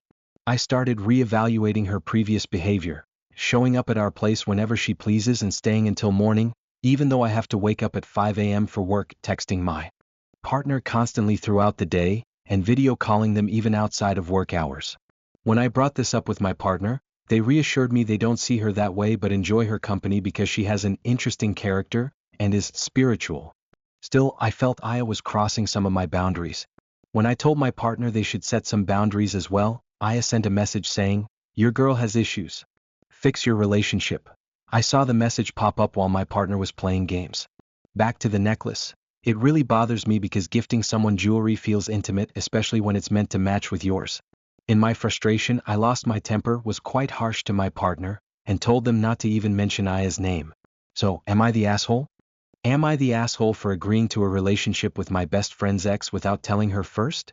I'm a 14-year-old pansexual female, at least I think I am, and I recently developed feelings for my best friend's ex-boyfriend. For privacy, I'll call him Peter, and my best friend Eve. Peter, a 15-year-old straight male, recently confessed his feelings for me during a FaceTime call, and I admitted that I felt the same. The main things holding us back from starting a relationship are, first, that we live far apart, and second, that he's Eve's ex-boyfriend. We all live in different states, and Peter and I got to know each other better after Eve and I added him to a group call one day. We hit it off immediately and started talking regularly for about a month. When Peter confessed his feelings, I was both surprised and excited. Although he's not my usual type, he's been really kind and can't seem to get him off my mind. Eve, however, has told me she's uncomfortable with me even talking privately with Peter. They dated for only a week, but they did share some intimate moments, including explicit photos over FaceTime while they were together. Right now, Eve is in a healthy relationship, and I'd hate to be the one to disrupt her happiness or put a strain on her mental health. At this point, it feels almost impossible to call things off with Peter, and I'm overwhelmed. This is my first experience with romance, while Peter is more experienced. I don't want to keep this from Eve because that feels sneaky and disrespectful, especially since we've been best friends for years. I realize it sounds selfish, but she's told me she's over Peter and has moved on with her new boyfriend. Peter is the first person who's openly had a crush on me, and I'd hate myself more if I kept this a secret from her.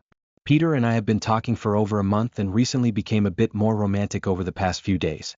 He's been very flirty, and although we agreed to take things slowly, we said "love you" on the second day, which felt like moving too fast. We haven't labeled our relationship, but he's told me he'd date me if we lived closer. If that were the case, I might feel pressure to take things further physically, which I'm nervous about. I know we need to tell Eve soon, but I'm dreading her reaction. I'm already in over my head, and I'm torn between my feelings for Peter and my friendship with Eve. Peter is the only other person besides Eve who knows I'm pansexual, and he's been incredibly supportive about it. I don't want a boy to come between my best friend and me, but the stress of the situation is giving me panic attacks, and I really need some advice. Would I be the asshole for exploring a relationship with my best friend's ex, even though it could risk our friendship? Am I the asshole for stealing from a baby? A friend of mine, female, FaceTimed me one night, asking if she and her baby could stay with us temporarily. She explained that her living situation was unsafe, and if no one else could help, would we consider letting them stay? I told her I'd need to discuss it with my fiancé, male, first. A few weeks later, she texted to say they wouldn't need a place after all. Then she called back in a panic, saying the house really wasn't safe for the baby. My fiancé and I agreed to let them stay with us for 1 to 2 months while she searched for a job and a new home. They moved into our guest room, bringing whatever fit in her car. We even bought a few extra things to make them comfortable. Before she moved in, I explained our house rules: nothing unreasonable. Rinse dishes, put things in their designated spots, and focus on finding a job. I told her I'd be there to help if needed. Not long after moving in, my fiancé noticed that a few of our items had gone missing, including our laundry baskets. He asked her several times if she could return one of them, so I eventually gave her a black basket for her own use, creating a new space for her things. During this time, we noticed she'd lie frequently about minor things like her mental health, small accidents, or misplaced items, often over things that seemed too trivial to lie about. She soon stopped doing basic chores, was rude to my partner, and quit her job. She started cleaning for a man she'd met on Bumble instead. I had a talk with her, letting her know that if she didn't begin following through, we'd need to set a move-out timeline. I gave her a 30-day notice starting from the second month, explaining that while I wanted to preserve our friendship, we needed clear expectations. She decided to leave and moved in with the Bumble guy, leaving her belongings at our place. For about a month, she texted me daily about coming to pack her things, but she rarely showed up. On day 23/30, I reminded her to collect her belongings and she finally came by. I noticed she'd packed some of her things into 2 of our laundry baskets. I let her keep her things in the baskets temporarily, but reminded her that the baskets were ours and needed to stay when she moved out. She claimed the black basket was hers, but I reminded her that it was ours, given to her for temporary use. She agreed to leave it behind but mentioned she'd taken some of our towels and sheets, promising to bring them back. She left with some of her belongings. The next day, I even sent her gas money to bring back the linens. She returned the sheets but not the towels. When I texted her about the missing towels, she claimed she didn't have them. After several hours of silence, I checked the guest room and found one of the towels vacuum sealed in her bag. I texted her again asking about the other towel, but she continued to deny having it. Frustrated, I sent a final message: "You know what, you keep it. Good luck with the rest of your stuff." Then I blocked her. On day 30/30, I unblocked her and texted that all her belongings were on the driveway. She picked them up along with some mail that had arrived at our house. A few days later, I saw a TikTok she posted referring to me as her insane ex-roommate who stole from her baby. She focused only on the towel situation and left out all the context. I felt hurt and conflicted. My friends and therapist don't think I'm insane, but her post made me question myself. She even suggested I seek professional help, which stung. Am I the asshole? Am I the asshole for making noise at night and upsetting my roommate? I work the evening shift and usually get home around midnight. I have a mechanical keyboard, and I enjoy gaming and chatting quietly with friends late at night. My roommate lives in a separate room across from mine and is a very light sleeper. She's told me that I make too much noise at night and that it disturbs her sleep. To try to accommodate her, I bought O-rings for my keyboard, a sound dampening accessory, and even put a blanket on the wall facing her room to help reduce the noise. Despite these efforts, she doesn't want me to use my keyboard at all during the night and has also asked that I avoid talking altogether. I told her that while it's reasonable to want some quiet at night, I can't be completely silent. We're both paying rent and I feel we both have a right to use our space. She insists that I'm still not being quiet enough. I finally told her that at this point I've done what I can, and if she's still bothered, it's not really my problem. She got very upset and now I'm not sure what she plans to do. Am I the asshole? Am I the asshole for making noise at night and upsetting my roommate? I work the evening shift and usually get home around midnight. I have a mechanical keyboard, and I enjoy gaming and chatting quietly with friends late at night. My roommate lives in a separate room across from mine and is a very light sleeper. She's told me that I make too much noise at night and that it disturbs her sleep. To try to accommodate her, I bought O-rings for my keyboard, a sound dampening accessory, and even put a blanket on the wall facing her room to help reduce the noise. Despite these efforts, she doesn't want me to use my keyboard at all during the night and has also asked that I avoid talking altogether. I told her that while it's reasonable to want some quiet at night, I can't be completely silent. We're both paying rent and I feel we both have a right to use our space. She insists that I'm still not being quiet enough. I finally told her that at this point I've done what I can, and if she's still bothered, it's not really my problem. She got very upset and now I'm not sure what she plans to do. Am I the asshole? Am I the asshole for staying late to help a coworker making my boyfriend wait? The place I work, I'm 22 female, has a trash compactor, and at the end of the night the closing cleaner loads it and starts it up. However, minors aren't allowed to operate the compactor alone. It's dangerous and the path to the compactor is incredibly sketchy. To get there, you go down this twisted, winding hallway that feels like something out of a horror movie. Right now, I don't have a car because mine was totaled in an accident, and I'm waiting on insurance money to buy a new one. My boyfriend, 23 male, has been kind enough to give me rides to and from work, despite having a sprained knee, which I really appreciate. On Sunday night, one of my coworkers, a 16-year-old boy, was the closing cleaner and needed someone to go with him to the compactor. The only other person available was a really creepy guy who often acts inappropriately around our high school-aged coworkers, and I didn't want to leave my coworker alone with him. I care about this kid, he's sweet though kind of short and chubby, so he wouldn't be able to defend himself easily. So he asked if I could go down with him and I agreed. My phone was nearly dead and no one had a charger, so I texted my boyfriend that I'd be out around 11:30, then powered off my phone to save battery. After helping my coworker, I finally got to my boyfriend's car around 11:50. When I got in, he immediately asked why I'd taken so long. I explained the situation, but he responded, "Why couldn't someone else do it?" I told him the managers and other staff had closing jobs that took longer, so they couldn't help. He then said, "Don't make me wait like that again, the kid can deal with it." I was taken aback and replied, "That's messed up. I'm not going to make him go down there with a creepy guy just to save you 20 minutes. He responded, "I'm doing you a favor, I don't want to have to wait." I asked why he had to be that way and he said, "Because I'm not waiting around." We were already driving at this point and I told him, "So you want me to just leave my coworker hanging to save you 20 minutes? He shouted, "Yes, I'm doing you a favor." I apologized and just sat in silence. We barely spoke the rest of the night. Now, I'm starting to feel guilty and wonder if making him wait was an asshole move. EDA. Some of the creepy things this coworker has done include talking about how attractive some high school girls are to two of our coworkers, without knowing their ages, prying into people's sex lives and personal lives, and being overly touchy, though not inappropriately. Am I the asshole for not visiting my elderly dad on Thanksgiving? I'm a 27-year-old woman and my dad, who is 74, lives in a nursing home about an hour away. Due to poor health and zero savings or retirement, his only income is Social Security Disability Insurance, SSDI. Our relationship is strained. He raised my siblings and me because my mom struggled with addiction, but he did the bare minimum, and sometimes even less. He often struggled to keep a job, didn't always have a vehicle, and there were times our utilities were shut off. We did have a roof over our heads, but he never lets us forget it. To preface, we are not the type of family to do anything for each other no matter what. We were raised in a very conditional environment, always on the brink of poverty. My sister, 29, and I are now very protective of our finances and our own kids, and we keep these separate from our parents because of the toxic behaviors they exhibited and continue to display. Currently, my younger brother, 23, struggles with addiction, criminal activity, and poor choices, and my dad refuses to stop enabling him. My dad has repeatedly allowed my brother to use his bank account information to borrow money, but my brother always takes more than he's allowed. Since my dad lives on a fixed income, this is a major problem.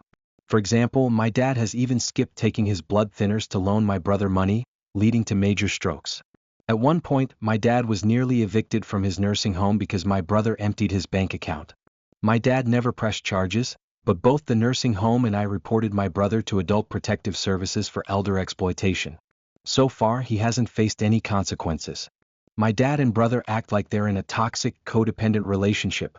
They'll say they hate each other only for my dad to be helping my brother out the next day or vice versa. Recently, this happened again and my dad asked me to pay his internet bill because my brother emptied his account. My sister and I both refused. We've loaned my dad money before and learned our lesson. I explained to him that if he pressed charges against my brother, I'd be happy to help, but until then I wouldn't continue enabling this cycle. He texted me saying he was very disappointed in me and that he didn't want us to visit for Thanksgiving. My sister and I had already planned to bring our kids to visit him for Thanksgiving. Frankly, I wasn't eager to go. My toddler hates car rides and I dread visiting my dad. But I was willing to go for the sake of the holiday and the "you never know" sentiment. Today he messaged me saying he knows I'm avoiding him but has no idea why, and thinks I'm the asshole for canceling my visit, even though he told me not to come, because he couldn't get what he wanted out of me. He continued to manipulate the situation, saying he was just mad when he said that and so on. For context, despite his health issues, he is mentally aware, sane, and has a normal memory. There's no chance he genuinely doesn't know why I'm avoiding him. He just doesn't want to admit he was wrong, let alone apologize. So, am I the asshole for not visiting him on Thanksgiving after being treated poorly for not loaning him money? Would I be the asshole for not spending the holidays with my mom and sister? Hello. I'm a 24-year-old woman, and I feel like I'm being treated as the bad guy for refusing to spend Thanksgiving with my mom, 43, and sister, 20. To give some context, I'm in a relationship with the father of my 2 younger children, and I know that my mom and sister don't like him. I never try to force them to be around him, and I often attend family events with just my 3 kids. For my oldest child's birthday this year, I took him and his brother down to my mom's, who lives 4 hours away, while our youngest stayed with their dad.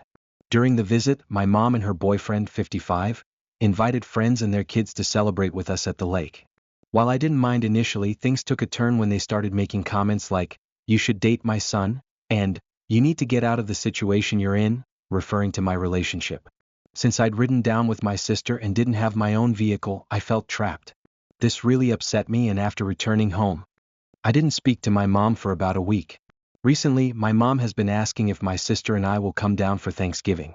She wants me to bring all 3 kids, but she's made it clear that my boyfriend isn't welcome. Personally, I believe that if he's not welcome, I shouldn't go either. He shouldn't have to miss out on family moments with his kids. I explained to my mom that I'm not comfortable driving 4 hours alone with 3 kids, one of whom is an infant with a feeding schedule and 2 toddlers with short attention spans, without their dad. The trip would be incredibly stressful and overwhelming. My mom's response was curt and dismissive, as if I'd betrayed her by even suggesting it. Then my sister texted me asking if the kids and I wanted to come down with her, her son, and her boyfriend, again making no effort to extend an invitation to my partner. I repeated my reasons, explaining that our youngest has been having issues with a sensitive stomach, and I don't want to risk her getting sick in her car seat while I'm driving. My sister's response was a simple, "Yeah. Okay," which usually means she's upset. I do love my family, but they expect me to drive 4 hours there and back for every holiday with 3 kids in tow without my partner. If I don't bring my own vehicle, I end up stranded, waiting for others to decide when it's time to leave. So, would I be the asshole if I chose not to go? Am I the asshole for keeping our daughter from my sister? I'm seeking advice on a difficult family situation involving my sister, 35, which is affecting my partner, our young child, and me. I'm 29, and my sister and I have always had a complicated relationship. Her behavior often aligns with narcissistic traits, creating constant chaos in her relationships, whether with family, friends, or romantic partners. My parents have tried to support her, despite their own imperfections. My mom can be outspoken and my dad can be distant, but they've always done their best. In return, my sister has been verbally harsh, often criticizing my dad's character and mocking my mom's use of antidepressants, which my mom takes due to the strain of their relationship. It's difficult to watch, especially as her behavior now impacts my own family. My sister has a 5-year-old daughter whom I adore. She had her daughter with a partner she never intended to marry, essentially using him to have a child without his knowledge. Now that I've found a loving partner and we have a daughter of our own, my sister's behavior has become a more serious issue. Recently, she hosted a birthday party for her daughter. We couldn't attend the whole event, so we stopped by briefly to celebrate and then joined a family dinner the following day. We arrived at the dinner around 4 p.m. but planned to leave by 6:30 to accommodate our baby's sleep schedule. As we prepared to leave, my sister made a dismissive comment questioning if we really had to go. She then made additional remarks to others nearby, making us feel uncomfortable for prioritizing our baby's needs. While I'm used to her behavior, my partner felt hurt and publicly criticized. Later, my partner sent my sister a respectful message, sharing her feelings and asking that such comments not be made in the future. My sister responded that her comment was only meant for family, me, and not directed at my partner, which felt dismissive. This response deeply upset my partner, who now feels the need to distance herself, and our daughter, from my sister for her own mental well-being. My sister then accused my partner of using our child as a weapon.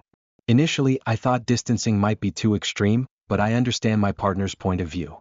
She feels that if someone can't respect her as a mother, they shouldn't have a close relationship with our child. She's open to resolving things if my sister can apologize and commit to being respectful, but my sister seems uninterested in understanding our perspective. This situation is causing tension throughout our family. My partner feels isolated, I feel torn, and my parents are struggling with their own views. My mom and uncle understand our position but worry we might be taking things too far. I'm reaching out to see if anyone has been through a similar family struggle. How did you handle it and what was the outcome? Am I the asshole for ignoring my friend after rooming with them for 3 months?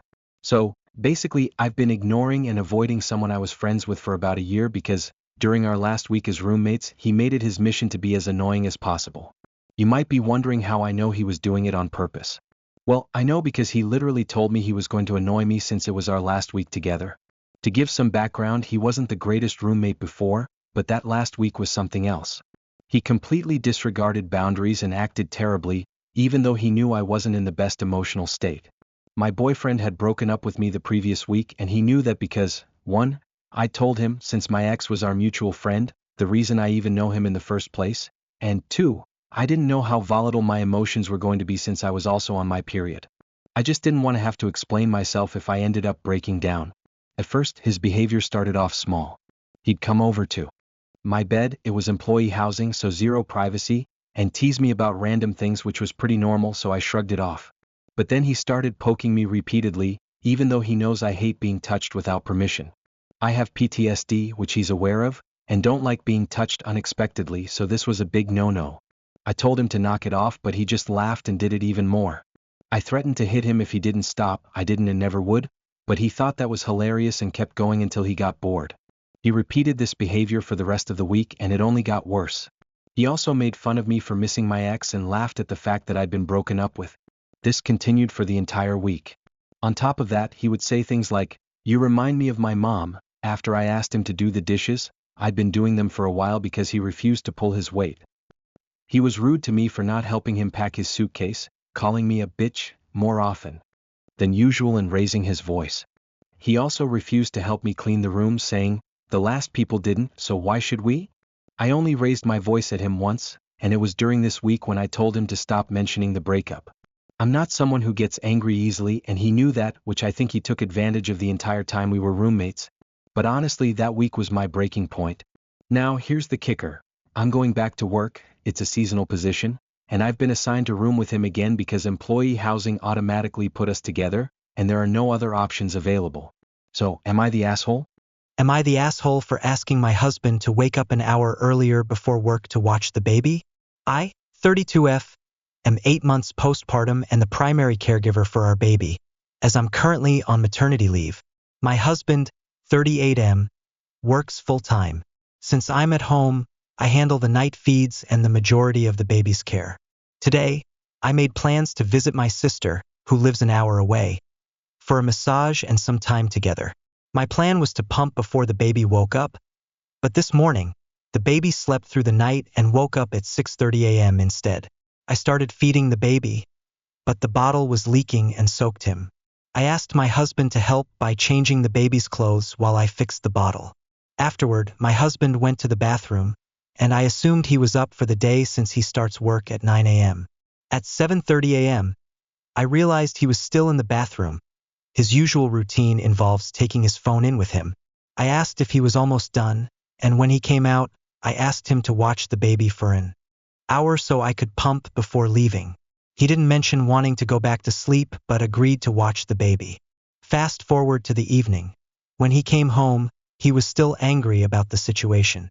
He claimed that I had asked him, a sick person recovering from a cold, who also works overtime, to watch the baby so I could go have fun.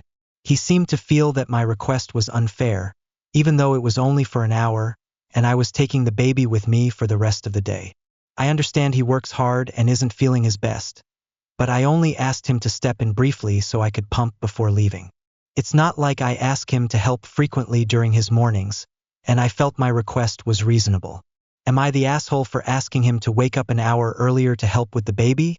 Or is he overreacting? Am I the asshole for dragging a fight with my dad? I'm a 19-year-old woman who's usually pretty laid back about family stuff, but a recent interaction with my dad left me feeling conflicted. Here's what happened. I had an amazing day at work, one of those rare days where everything just goes right. I came home feeling great, glowing even. Earlier in the day, I'd shared in our family group chat that I might have a work-related opportunity on Saturday. Saturdays are usually when my mom and I spend time together, while Sundays are for her and my dad. For the first time, I asked if we could swap days so I could attend the event. I made it clear that it wasn't a big deal if it didn't work out, but it would mean a lot to me if we could make it happen. When I brought it up again during dinner, my mom was totally fine with it. My dad, however, immediately got defensive and said, "Well, you better fucking remember this, because last time I wanted to swap, you threw a fit."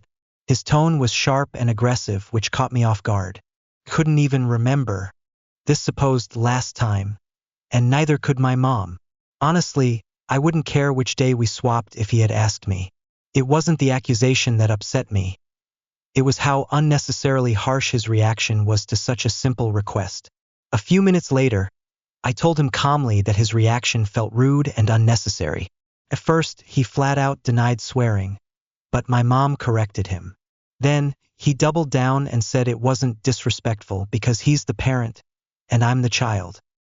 He claimed that he had to speak to me like that to make me understand he was serious. I tried to explain why that felt unfair, but he cut me off and left the room. Feeling frustrated, I vented to my mom, but she told me she didn't want to get involved. I decided to go to my room, put on some music, and try to move past it. I didn't want this to ruin my mood. Later that evening, my dad started texting me every few minutes, asking me to come talk. I hesitated because I wasn't ready to revisit the issue, but eventually I agreed. When I walked into the room before I could even sit down, he snapped, "Let's get this over with so I can enjoy my night." That stung. I told him that I was already enjoying my night and he was free to do the same, adding that I'd rather drop the issue entirely. But he wouldn't let it go. He started blaming me for being too sensitive, insisting he did nothing wrong, and then snapped again, "Just fucking sit down."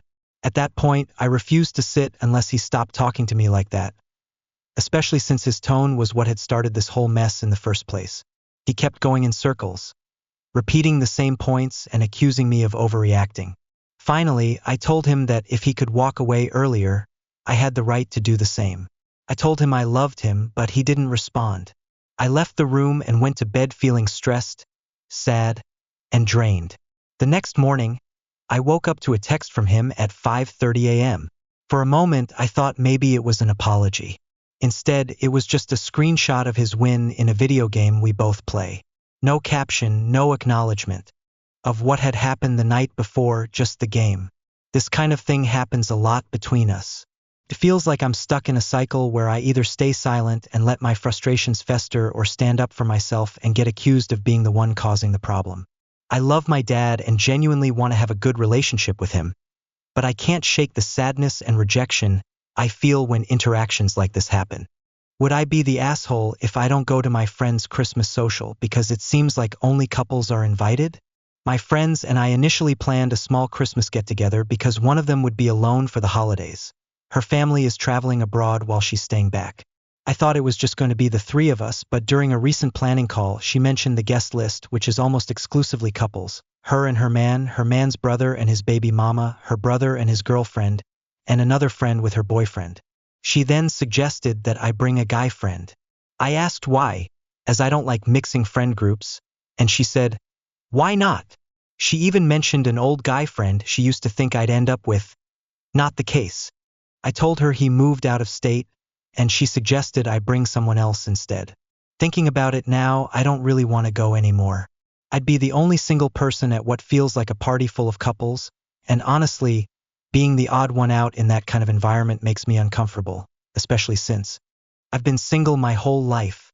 The gathering is next week, and I'm starting to feel guilty for considering not going since this was supposed to be a way to support my friend during the holidays. But at the same time, I feel like I'd spend the night feeling awkward and out of place. Am I wrong for thinking this way? Or is it fair to prioritize my own comfort in this situation? Would I be the asshole for posting a video exposing someone at work?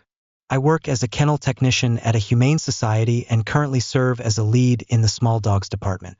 The incident in question happened when I was temporarily working in the cat department, which was under quarantine due to a ringworm outbreak.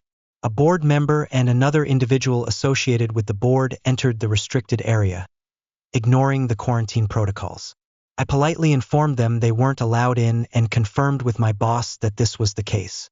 Despite this, the board member became defensive, rude, and refused to leave. Sensing the situation escalating, I began recording for my safety.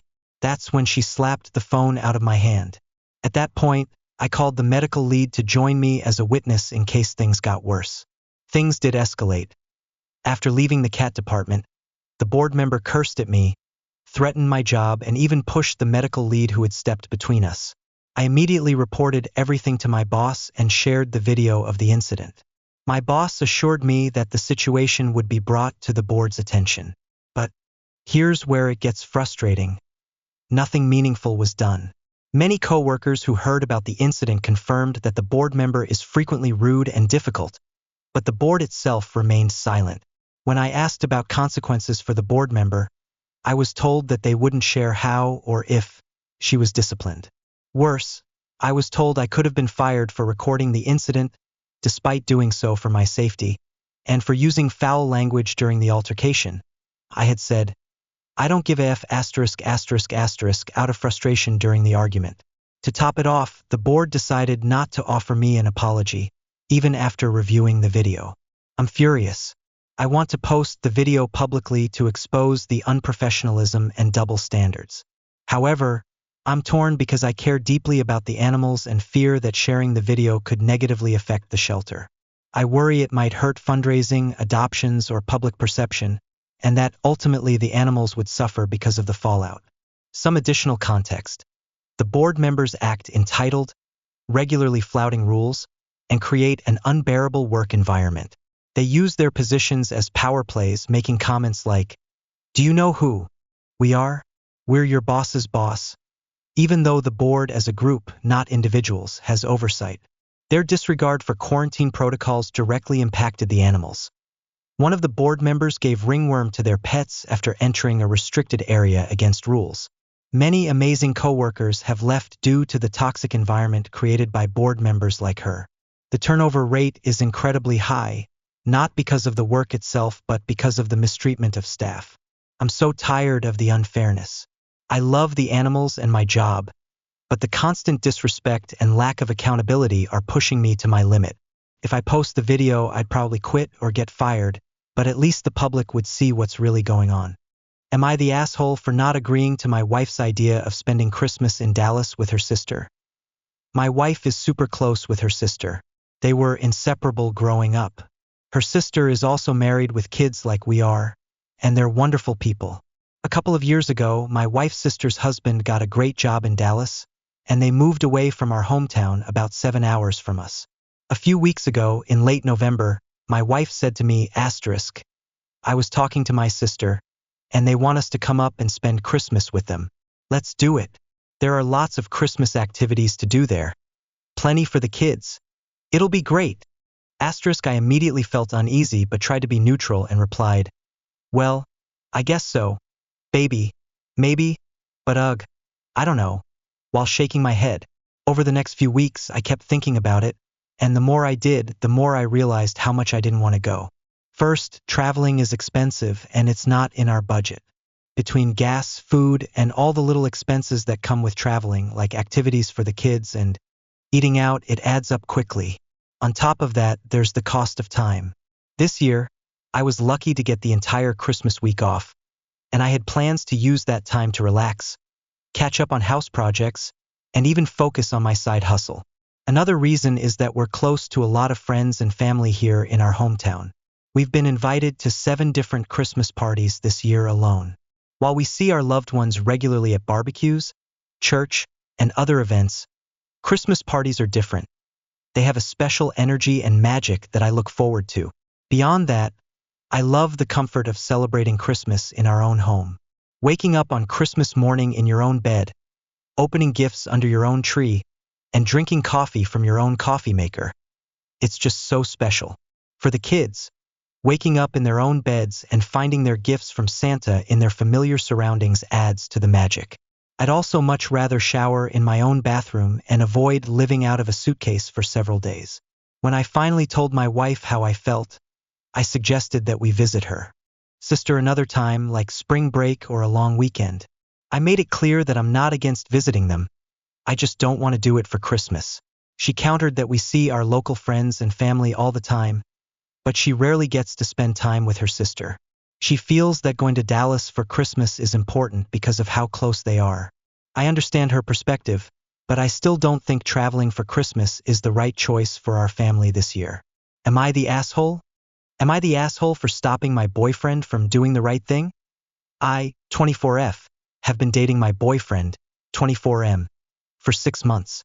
Early in our relationship, he told me about a short-lived fling he had with a woman named G, 24F, before meeting me.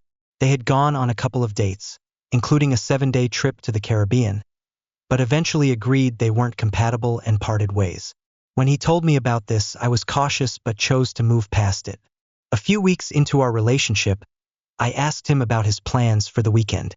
He casually mentioned finding a bracelet that G had left in his suitcase after their trip. He said he was considering driving 2 hours, a 4-hour round trip, to personally return it to her. This immediately made me uncomfortable. While I understand the bracelet has sentimental value to G, as it was a gift from her mother, I didn't see why it had to be returned in person. I suggested mailing it instead, offering to cover the costs for tracked and insured shipping to ensure it arrived safely. To me, this seemed like a reasonable compromise, especially since I had expressed my discomfort about him going out of his way to meet her. I also talked to my friends about it, and they agreed with me. They questioned why he would dedicate 4 hours to personally return a bracelet when mailing it was a simpler and less emotionally complicated option. I understood the bracelet was important, but I couldn't shake the feeling that this was unnecessary, especially when there was an easy and logical alternative. My boyfriend didn't see it that way. He explained that G lives in a shared house where packages are often stolen and that she doesn't drive or have access to reliable public transportation to pick it up herself. He insisted that he wanted to return it personally because it was sentimental to her, and he'd feel terrible if it got lost in the mail. He even suggested I join him for the drive, saying we could turn it into a beach trip since she lives near the coast. But I felt the issue wasn't the trip itself, it was the principle. I had been clear about my feelings, and it hurt that he seemed willing to dismiss them for something that, in my eyes, could be resolved differently. Things became even more complicated when we found out that G had moved to our city. My boyfriend thought this made things easier since we could now drop the bracelet off without a long trip. But my discomfort didn't change. The issue wasn't the logistics anymore. It was the fact that he was willing to do something that made me uncomfortable when an alternative was available. I told him how I felt, but he pushed back, saying he felt guilty about holding onto the bracelet for so long and thought I didn't care about his desire to do the right thing.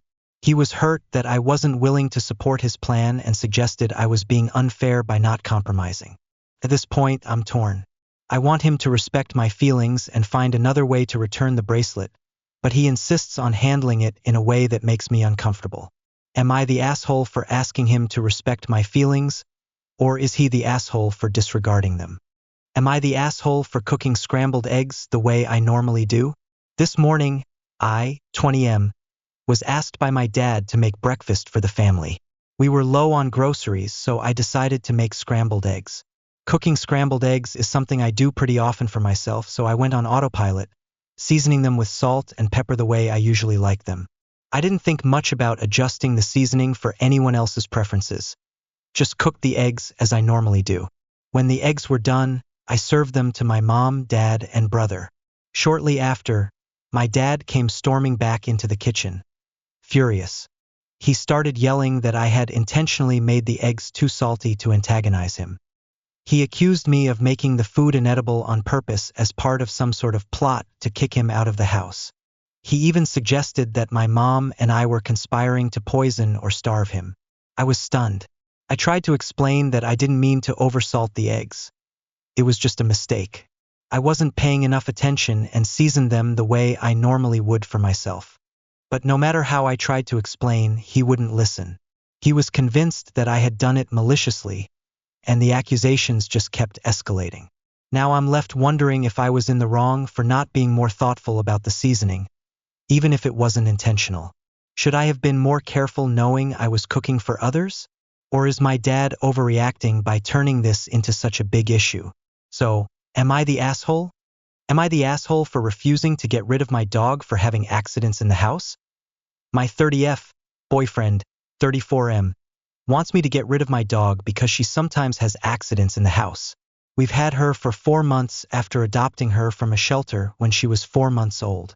She's a pit mix and is our newest addition to a house that already includes 2 other dogs and 3 cats, 2 of which we got together, while the other pets were part of our lives before the relationship. My dog is fully potty trained and has access to a doggy door.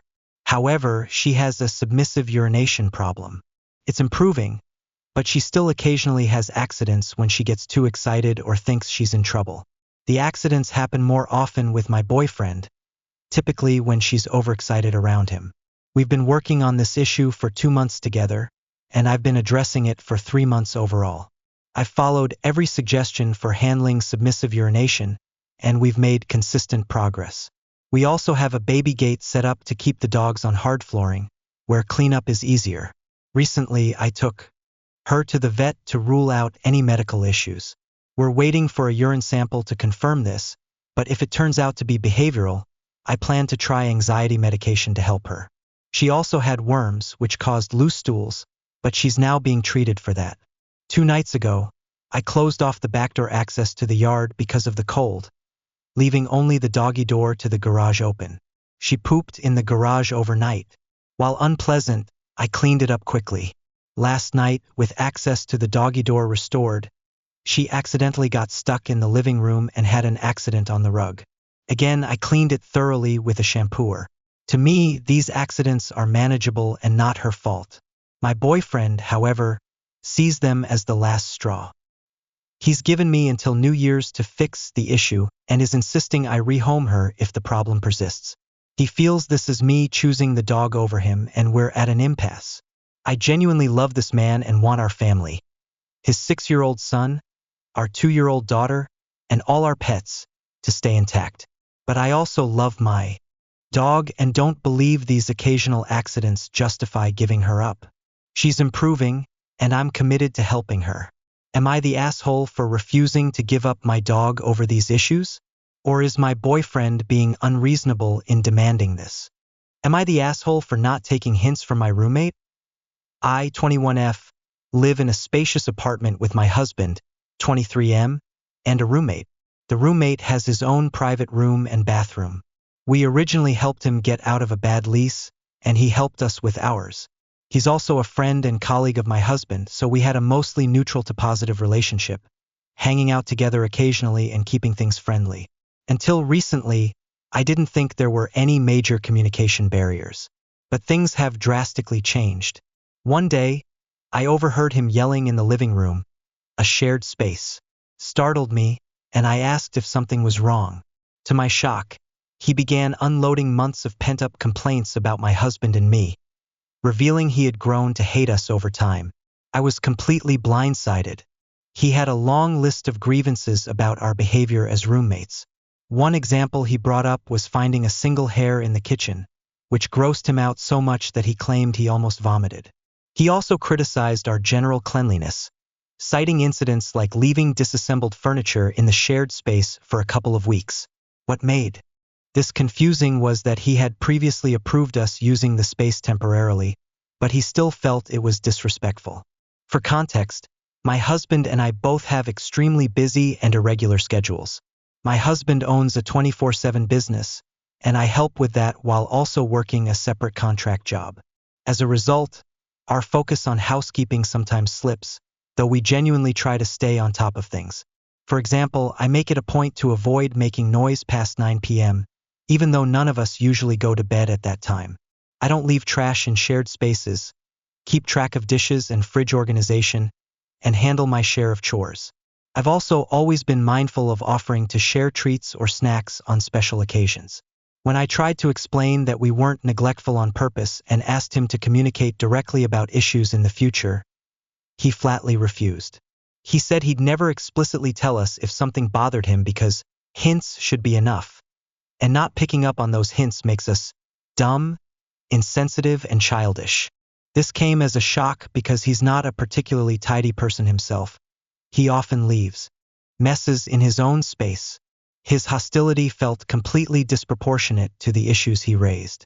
Now, my husband and I feel awkward and stressed at home, constantly worrying we're unknowingly doing something to upset him. We've decided to move out and live on our own to avoid further tension. Still, I feel conflicted, partly guilty for upsetting him but also angry because I genuinely tried to be a considerate roommate. His refusal to communicate directly and preference for passive-aggressive hints has left me feeling like I'm navigating a minefield. Was I wrong for expecting open communication instead of trying to decipher his hints? Or is his approach valid, and I just didn't do enough to be a good roommate? Would I be the asshole for taking my car to visit my family for Christmas, leaving my girlfriend without transport? A year ago, my girlfriend and I lived in the city with a roommate. When she began an apprenticeship outside the city, we moved to a town closer to her workplace to make her commute easier and to have a place to ourselves. Now, her workplace is just 1.5 kilometers from our house, reducing her commute to about 5 minutes. I mostly work from home, so commuting wasn't a big factor for me. After the move, I got a great deal on a car from a family member. The car has been incredibly useful since we live on a steep hill, and public transport here isn't ideal. Buses run only every 30 minutes. This made errands and getting around far more convenient. Currently, my girlfriend uses the car daily to drive to work, even though her job is just 1.5 kilometers away. Her lunch break begins at 12:15, but sometimes emergencies delay her until 12:30. She typically drives home, eats lunch, and leaves by 13:30 to return to work. The bus schedule doesn't make this easy. One bus leaves at 12:33, and the next at 13:03. Without the car, she'd barely have enough time to get home, eat, and head back. Since I don't usually need the car during the day, I let her use it. If I do need it, I simply drop her off after lunch and pick her up later. ####the Christmas dilemma. Christmas is approaching, and we've made plans to visit her family, an 8-hour drive, over New Year's since she has to work on Christmas Eve and the 27th. I, however, want to visit my family, a 3-hour drive, starting on the 21st. Naturally, I'd prefer to take my car. Taking the train is an option, but it would mean carrying presents and luggage through public transport, and the ticket costs more than driving. Plus, I might need a car while visiting my family, though I could use theirs in a pinch. The issue is their car is a brand new Audi RS4, and I'm not comfortable driving it in snowy conditions or asking to use it at all. My girlfriend feels strongly that I should take the train so she can keep the car. She'll be working during this time, and without the car, her days will be tougher. She'd have to walk to work in cold December weather, and her lunch breaks would be shorter and more stressful without the flexibility of driving.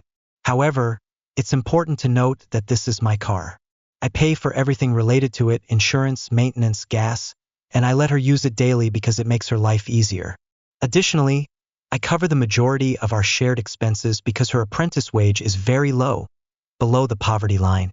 She contributes what she can, and we track larger expenses she plans to repay once her income improves. Her debt to me currently exceeds $4,000, interest-free, though I don't include food or small daily costs in that amount, just major shared expenses like utility bills or trips. To be clear, this repayment plan was her idea. While I understand her perspective, I feel that it's reasonable for me to use my own car for a trip to see my family during the holidays. The inconvenience she'd experience without the car for a few days is unfortunate, but I already go out of my way to accommodate her needs year-round. ###. So, Would I be the asshole for taking my car to visit my family for Christmas, leaving her without transportation? Am I the asshole for expecting to sleep in when I've had a bad night with the kids? I'm a mom to 3 boys, a 5-year-old, a 3-year-old, and an 18-month-old. Lately, our sleeping arrangements have been far from ideal, and I'm exhausted. My 5-year-old sleeps pretty well in his own room, but the younger 2 currently sleep in my bedroom. My husband has moved to a queen bed in our office/spare room, mostly because his snoring is so loud it keeps me up, and also because the little ones waking through the night means I'd spend half the night going back and forth between rooms if we weren't in the same space. The younger kids' sleep patterns are unpredictable. Sometimes they only wake up once, but on bad nights, if my 18-month-old is teething, sick, or going through a regression, it's rough. My 3-year-old often ends up in my bed, whether because of bad dreams or just wanting to cuddle, and he wakes me up whenever he shifts around. On top of that, both kids wake up early, usually around 5 a.m., and are on and off until about 6 or 6:30. During this time, I try to keep them in the room, hoping they'll fall back asleep for a bit to avoid being cranky during the day or waking the rest of the house. This routine means I rarely get proper sleep. Between waking to settle them at night, handling early mornings, and staying up until 7 or 7:30 p.m. to put them to bed, sometimes with more resettling needed during the evening, I'm utterly drained. My husband, on the other hand, has uninterrupted kid-free time from 7:30 p.m. to about 6 or 6:30 a.m. most days. Here's where the conflict comes in. I've asked that on days my husband is home, whether working from home or on weekends, I get to sleep in from around 6 or 6:30 a.m. to 8 a.m. so I can recover a bit from the sleepless nights. He, however, has started complaining, saying that he never gets to sleep in except for special occasions like his birthday, Father's Day, or the rare time he's been out late for a gig. He feels it's unfair that I'm asking for more mornings to sleep in when he doesn't get the same. But here's the thing. I honestly can't remember the last time I had a full night's sleep, let alone an uninterrupted one. For the past 4 years, I've been the one up at night with the kids, and during the day, I'm also the one taking care of them, especially when our 5-year-old isn't at kindergarten. My husband gets the luxury of sleep most nights, and he's not the one handling early mornings after being up multiple times the night before. I've told him that if I could get a proper night off, a full, uninterrupted night of sleep, I'd be fine with being up at 6 or 6:30 in the morning more often. But until then, I think it's only fair that I get those extra couple of hours on the mornings he's around. So, am I the asshole for not giving him more chances to sleep in, considering I'm running on empty and haven't had a decent rest in years? Or is my request for some recovery time unreasonable? Am I the asshole for snapping at my intrusive mom while hosting her for the holidays? To start, my mother has always been a complicated person. She has struggled with mental health issues for as long as I can remember, and while she can be loving, she's also incredibly needy, intrusive, and often treats me like an extension of herself rather than as my own person. This year, she asked to come visit me for the holidays, and I agreed. I thought it would be a short, manageable visit, but she took my casual sure as permission to book a 2-week stay at my small 1-bedroom apartment without asking me first. My apartment has just 1 bed, so this arrangement essentially means sharing a bed with her, something I'm absolutely uncomfortable with. When I found out about her plans, I told her firmly not to do that again, but she acted like I was being unreasonable. Now that she's here, it feels like she's completely taken over my space, and I'm struggling to maintain any sense of normalcy. Here are just a few things she's done during her stay. 1. Assign chores to me in my own home. She'll say things like, "Today you need to clean the bathroom, and I'll clean your fridge." I didn't ask for help with my fridge or for her to manage my home. 2. Disgusting behavior in my personal space. She thinks it's funny to fart on my bed and pillows, even after I've asked her to stop. It's a small apartment, so the smell lingers. I've had to yell at her to open a window or use air freshener, but she dismisses me and laughs. 3. No bathroom boundaries. The other day, I was putting on mascara in the bathroom when she announced she needed to use it. I asked for just 1 minute to finish, but instead of waiting, she proceeded to use the toilet for a bowel movement while I was still there, forcing me to leave. 4. Interrupting my sleep. She barges into my room loudly in the middle of the night to ask questions or start conversations, ignoring the fact that I'm trying to rest. 5. Interfering with my dog's routine. I've explained my dog's feeding and walking schedule multiple times, but she constantly nags me about it, saying things like, "When are you feeding her?" Or, "I think she's hungry now," even when it's not time. These behaviors have pushed me to my breaking point. Yesterday, I snapped. I told her I didn't ask her to come for 2 weeks and that she's intruding on my small space. I also said she should have gotten an Airbnb because I can't handle being in such close quarters with someone who has no concept of boundaries or consideration. I'll admit my tone was harsh, but I feel like I've been pushed to the edge. She didn't take this well, of course. She accused me of being ungrateful and nitpicky, dismissing my feelings entirely, as she always does when I try to set boundaries in a calm and respectful way. I understand that my delivery might have been meaner than it needed to be, but I've tried polite approaches before, and she either ignores or mocks them. This situation has left me wondering, am I the asshole for snapping at my intrusive and inconsiderate mom? Or was my reaction justified given the circumstances? Am I the asshole for reporting my ex-boss? I recently started a job that seemed fine at first, but after 2 weeks, everything went downhill quickly due to my employer's behavior. What started as uncomfortable jokes escalated into a toxic, abusive work environment that pushed me to my limit. Here's a breakdown of what happened. 1. Inappropriate requests. My boss began asking for help with his personal life, such as going to his home or working extra hours without breaks or overtime pay. He'd also make homophobic comments, which I told him made me uncomfortable, but he ignored me. 2. Gaslighting. He constantly misrepresented what I said or did. He'd claim I said things I didn't or deny things I know happened. He'd reference supposed surveillance footage but never actually show me the recordings. 3.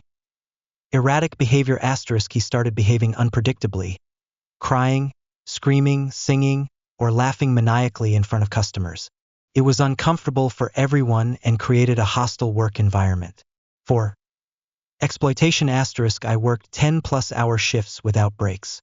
He'd pressure me to stay late, claiming he needed reliable workers and threatening to fire people or make their lives difficult if they didn't comply.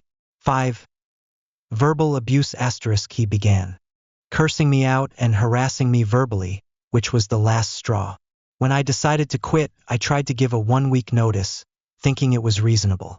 Instead, he fired me on the spot and told me never to come near him or the workplace again. The real issue began after I left. He refused to pay me for the work I'd already done, citing some obscure law to delay payment. I refused to meet with him in person or answer his calls, but I kept detailed records of everything, including proof of his lies. Eventually, the time limit for payment ran out, and I reported him to the state. Now there's an open case against him. Additionally, the working conditions in his business were unsanitary and likely illegal. If an investigator were to look into the situation thoroughly, they would probably uncover more violations. I also know I'm not the only employee he's treated this way. Others have experienced similar mistreatment. Since I reported him, he's been bad-mouthing me to a lot of people, trying to tarnish my reputation. Some people seem to think I overreacted, which has left me questioning if I went too far. But from my perspective, I was forced to act because he crossed so many boundaries, exploited me, and then refused to pay me for my work. Reporting him seemed like the only way to protect myself and potentially stop him from doing the same to others. So, am I the asshole for reporting him? Or was I justified in taking action against his abusive and illegal behavior? Am I the asshole for reporting my ex-boss? I recently started a job that seemed fine at first, but after 2 weeks, everything went downhill quickly due to my employer's behavior. What started as uncomfortable jokes escalated into a toxic, abusive work environment that pushed me to my limit. Here's a breakdown of what happened. 1. Inappropriate requests. My boss began asking for help with his personal life, such as going to his home or working extra hours without breaks or overtime pay.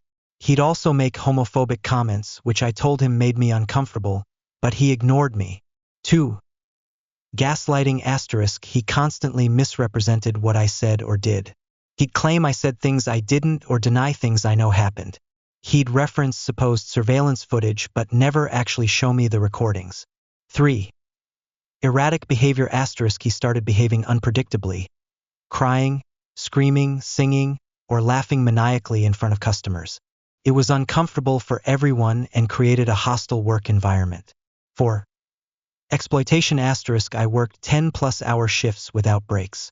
He'd pressure me to stay late, claiming he needed reliable workers and threatening to fire people or make their lives difficult if they didn't comply. 5. Verbal abuse *. He began cursing me out and harassing me verbally, which was the last straw. When I decided to quit, I tried to give a 1-week notice, thinking it was reasonable. Instead, he fired me on the spot and told me never to come near him or the workplace again. The real issue began after I left. He refused to pay me for the work I'd already done, citing some obscure law to delay payment. I refused to meet with him in person or answer his calls, but I kept detailed records of everything, including proof of his lies. Eventually, the time limit for payment ran out, and I reported him to the state. Now there's an open case against him. Additionally, the working conditions in his business were unsanitary and likely illegal. If an investigator were to look into the situation thoroughly, they would probably uncover more violations. I also know I'm not the only employee he's treated this way. Others have experienced similar mistreatment. Since I reported him, he's been bad-mouthing me to a lot of people, trying to tarnish my reputation. Some people seem to think I overreacted, which has left me questioning if I went too far. But from my perspective, I was forced to act because he crossed so many boundaries, exploited me, and then refused to pay me for my work. Reporting him seemed like the only way to protect myself and potentially stop him from doing the same to others. So, am I the asshole for reporting him? Or was I justified in taking action against his abusive and illegal behavior? Am I the asshole for willing to lose a friendship because she brought up my past? So, I, 19F, was hanging out with 2 of my friends, 18F, and H, 17F, recently. A is a senior in high school and H is a junior. I graduated earlier this year, and it had been a while since we all hung out, so we decided to meet up at a nearby park. It was my day off from work, and they were free too, so it seemed like a good chance to catch up. Now, here's the thing. A has a history of not respecting my boundaries. I've talked to her about it a few times in the past, but I've always tried to let things slide because I value the friendship. It's annoying, but I usually move on and don't make a big deal out of it. So, we meet at the park and I end up buying some snacks and food since I'm the one with the money. As we're talking, A pulls out her phone to show me a picture of a guy she saw at a Comic-Con event. She asked if I thought he was cute, and I responded, I don't find him cute. But then again, you and I have different tastes in men, so it probably doesn't matter. She then said something that really set me off. She casually mentioned, yeah, it doesn't matter because you get cheated on more often than I do. This really caught me off guard. I never expected her to bring up my past relationship issues, especially since she knows how deeply that stuff affects me. Felt like a dig, and I didn't know how to respond. I didn't say anything in the moment, but I mentally knew I was done. After the hangout, I blocked her on everything except for her phone number because I didn't want to deal with it anymore. Later, she noticed I'd blocked her and asked why. I didn't want to explain it, but I did anyway, and I told her that I didn't appreciate her bringing up my past like that and that I was done. She got upset, and I guess H was mad too. So now I'm wondering if I went too far. Did I overreact by blocking her and being willing to end the friendship over this? Or was I justified in cutting her off for bringing up something so personal and hurtful? Am I the asshole for how I handled this? Am I the asshole for my fiancé and I telling our friend we're moving out because our mental and physical health has been going to complete shit? We're also tired of being said friends cash cow, meal ticket, and form of transportation. Let me explain a bit more. I'm a 36-year-old woman and I moved in with my fiancé, a 31-year-old man, a few months ago to help him and his friend, a 29-year-old man, out with rent and bills until the lease was supposed to be up in May. It was meant to be a temporary situation where we would all split expenses, but things went south very quickly. The trouble started about a month after I moved in. My fiancé's friend lost his job, and things began to spiral from there. For the last 3 months, my fiancé and I have been paying the entire rent and all the other bills. What makes it worse is that my fiancé's friend has a wife, 28, and 3 kids, aged 8, 6, and 3, plus a dog and 3 cats.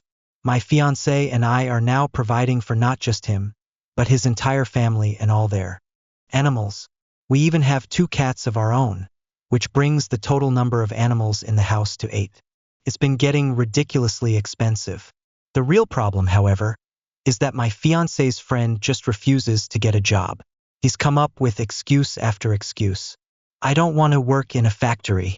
Fast food is beneath me. I've tried, but nothing's working out. And on and on. He's almost 30, has a wife, 3 kids, and a ton of pets depending on him. It's time to step up and contribute. It's beyond frustrating. On top of the financial strain, there's the emotional and physical toll it's taking on both me and my fiancé. We've been running ourselves ragged, trying to juggle paying for everything, dealing with the kids and animals, and trying to keep up with our own lives. The stress has been so overwhelming. A few days ago, my fiancé had a mental breakdown at work. He's been trying to hold it together for months, but it was too much. Thankfully, our team lead, who we're both close to, helped him get through it. That was the turning point for us. With her guidance, we finally decided that we can't keep doing this anymore. We told his friend that we'd be moving out by January 15th. Of course, his friend started trying to guilt trip us, saying we were abandoning him and his family, that we couldn't just leave them hanging. The thing is, my fiancé is still paying his legal portion of the rent up until the lease is up in May, so we're not leaving them completely stranded. But we are done financially supporting them. We've been pumping money into their household for months now, and we simply cannot continue. I forgot to mention, this whole time my fiancé's friend has also been using his car. My fiancé had his car fixed in July as a birthday gift to himself, and I paid a significant amount of money to get it repaired. My fiancé has only driven his car twice since then because his friend has been using it for himself. So, not only have we been paying rent and bills, but we've also been subsidizing his transportation. At this point, we've had enough. We've given this situation months of our time, money, and energy, and it's taking a huge toll on our mental and physical health. We've been stretched to our breaking points, and we can't keep being his family's safety net. My fiancé finally stood up for himself, and I'm proud of him, but I'm also starting to wonder if we're the ones in the wrong. Are we assholes for deciding to leave early, even though we're still technically paying our portion of the rent? We've been more than generous, and I'm not sure how else to handle this. It feels like we're stuck between being compassionate and protecting our own well-being. So, am I the asshole for moving out, even though we're still paying our share of the rent until May? Should we have stuck it out longer? Or is it time to walk away from this situation? Am I the asshole for not going to my parents' house for Christmas this year? Let me explain the situation. I'm a 26-year-old woman, and this year will be my first Christmas without my husband. He's currently deployed overseas, and while I know that's a part of military life, this holiday feels especially hard. We have a toddler together, and I've been juggling the responsibilities of solo parenting, working, and managing our household on my own since he left in April. Now, about my family. They live nearby, but since my husband left, not one of them has checked in on me. No calls, no texts, not even a visit. It's been completely one-sided. I'm always the one initiating contact, always the one to check in, even though I'm struggling. I'm trying my best to keep things together and make life feel as normal as possible for my toddler, but it's been overwhelming. Some days I feel like I'm barely keeping it together. Every year, my mother hosts a Christmas breakfast, where all of us siblings get together, exchange gifts, and do the typical holiday things. Normally, I've always gone because, well, it's tradition. But this year, as Christmas approaches, I'm really starting to question whether I want to continue participating in something that feels more like a formality than a genuine opportunity to connect with my family. The truth is, I'm frustrated. My family only seems to reach out when there's a holiday to celebrate. Otherwise, my calls and texts go unanswered. I'm tired of putting in all the effort and not getting anything in return. It's been hard enough going through all of this without my husband, and I'm realizing that I'm not getting the support I need from the people who should be there for me. It's not like they're asking how I'm doing, or offering help with my toddler, or checking in on my well-being. Instead, they only come around when it's time to exchange gifts or show up for a photo op. And to be honest, that doesn't feel good anymore. So I've made a decision. I don't want to go to my mom's Christmas breakfast this year. I want to set boundaries. I don't feel like forcing myself to be around people who aren't invested in my life the rest of the year. I'd rather spend the holiday focusing on my toddler and myself, trying to find our own little moments of joy and peace without feeling resentful of the lack of support from my family. Now, I'm wondering if I'm being unreasonable. Am I being a Grinch for deciding not to participate in the Christmas festivities with my family? Or am I justified in wanting to take care of myself this year and prioritize what I need? AITA for not going to my parents' house for Christmas this year? Am I the asshole for getting into a huge fight with my brother on Mother's Day? Let me explain the situation. I'm a 42-year-old woman, and my brother is 44. To put it bluntly, my brother and I have never been particularly close. Growing up, he tormented me, and I mean really went beyond typical sibling rivalry. There were times when he stuck up for me, but honestly, it never really made an impact. Throughout our childhood, he acted like he was better than me and was spoiled by the rest of the family, except for our parents, who tried to keep him grounded. He was always the golden child in their eyes, especially because he's the only male child left to carry on the family name. So, flash forward to this year, and we have an incredibly tense situation. Our mom, who had been recovering from 3 major surgeries the previous year, asked both of us to come over to help around the house on Mother's Day. I had helped her a lot during her recovery, taking her to appointments, assisting with day-to-day tasks, and my brother hadn't been there to help at all. So when our mom asked for his help, I thought it was the least he could do. She also asked my family, my fiancé and our kids, to come over, but said we didn't need to come until lunchtime, so there was no pressure. When we arrived, everything went completely south.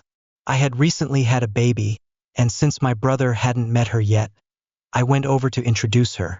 I was excited for him to meet his niece, but instead of a warm greeting, he immediately told me to get out of his face. I was absolutely shocked and confused, but it didn't end there. He started screaming at me, accusing me of not helping mom enough, which made no sense because, like I said, she had specifically asked him to help. I hadn't been asked, and I was already there to help with whatever she needed. The argument escalated, and at some point, my brother took his kids, who are 15 and 11, out of the house and sat in his car. I was still reeling from his outburst, but I briefly spoke to his wife as I was packing up my baby and getting ready to leave. As I was getting our kids into the car, I overheard him calling my baby a bastard. I froze. I could not believe my ears. We were raised in a family where this kind of language was never used. Our mom was a hippie, and our grandmother always said that babies were blessings, no matter how they came into the world. For him to say that, especially about a baby he'd never even met, felt like a betrayal in a way I can't describe. I was absolutely devastated. Took me a while to even process what had happened. I didn't know what to do. I'm still hurt. Our mom has suggested that I put it behind me and just move forward, forgiving but not forgetting. But right now, I can't see how I can just move on from something like that. The worst part is he came to my wedding, but we barely spoke. My maid of honor even made sure she was between him and my baby during the reception because I just didn't feel safe or comfortable around him anymore. I can't help but think about how I would have reacted if the tables were turned. I would never speak about my nephews that way. Just because 2 people are raised in the same household doesn't mean they share the same values or perspective. I'm trying to figure out if I'm being unreasonable by not wanting to forgive him right now, or if my feelings are valid. So, am I the asshole for getting into a huge fight with my brother on Mother's Day and struggling to forgive him for what he said about my baby? Should I just put it behind me like my mom says? Or is it okay to feel this hurt and distance myself from him? Am I the asshole for leaving my friends because I found their behavior immature and offensive? Let me explain. I'm 14 years old, living in the Philippines, and recently I made the decision to leave my group of friends because I couldn't tolerate their behavior anymore. My friends are mostly around my age, 14 to 15, and I've been friends with them for a few years, but over time, I realized their behavior was affecting me negatively. It all started with a guy named John, 14. I met him back in 7th grade, and when I first got to know him, I noticed that he had a pretty toxic sense of humor. He would joke about things like racism, fascism, sexism, and homophobia, and at first I didn't like him much because of that. But I eventually got used to him and thought maybe we could get along. However, he never really grew out of those toxic jokes. He'd make racist slurs like the N-word and glorify things like Nazi ideology. I didn't agree with it at all, and it bothered me, but I still tried to tolerate it because he was fun in other ways. Later on, during summer school, I met another friend of John's, Shad, 14. Shad was even weirder and more extreme than John. He would watch H** and Ty in class and talk about the same things. Racist jokes, homophobia, and glorifying horrible events like slavery and Nazi Germany. One time, he even suggested those themes for our Christmas party. Things like, bring back slavery, and N*Z Germany.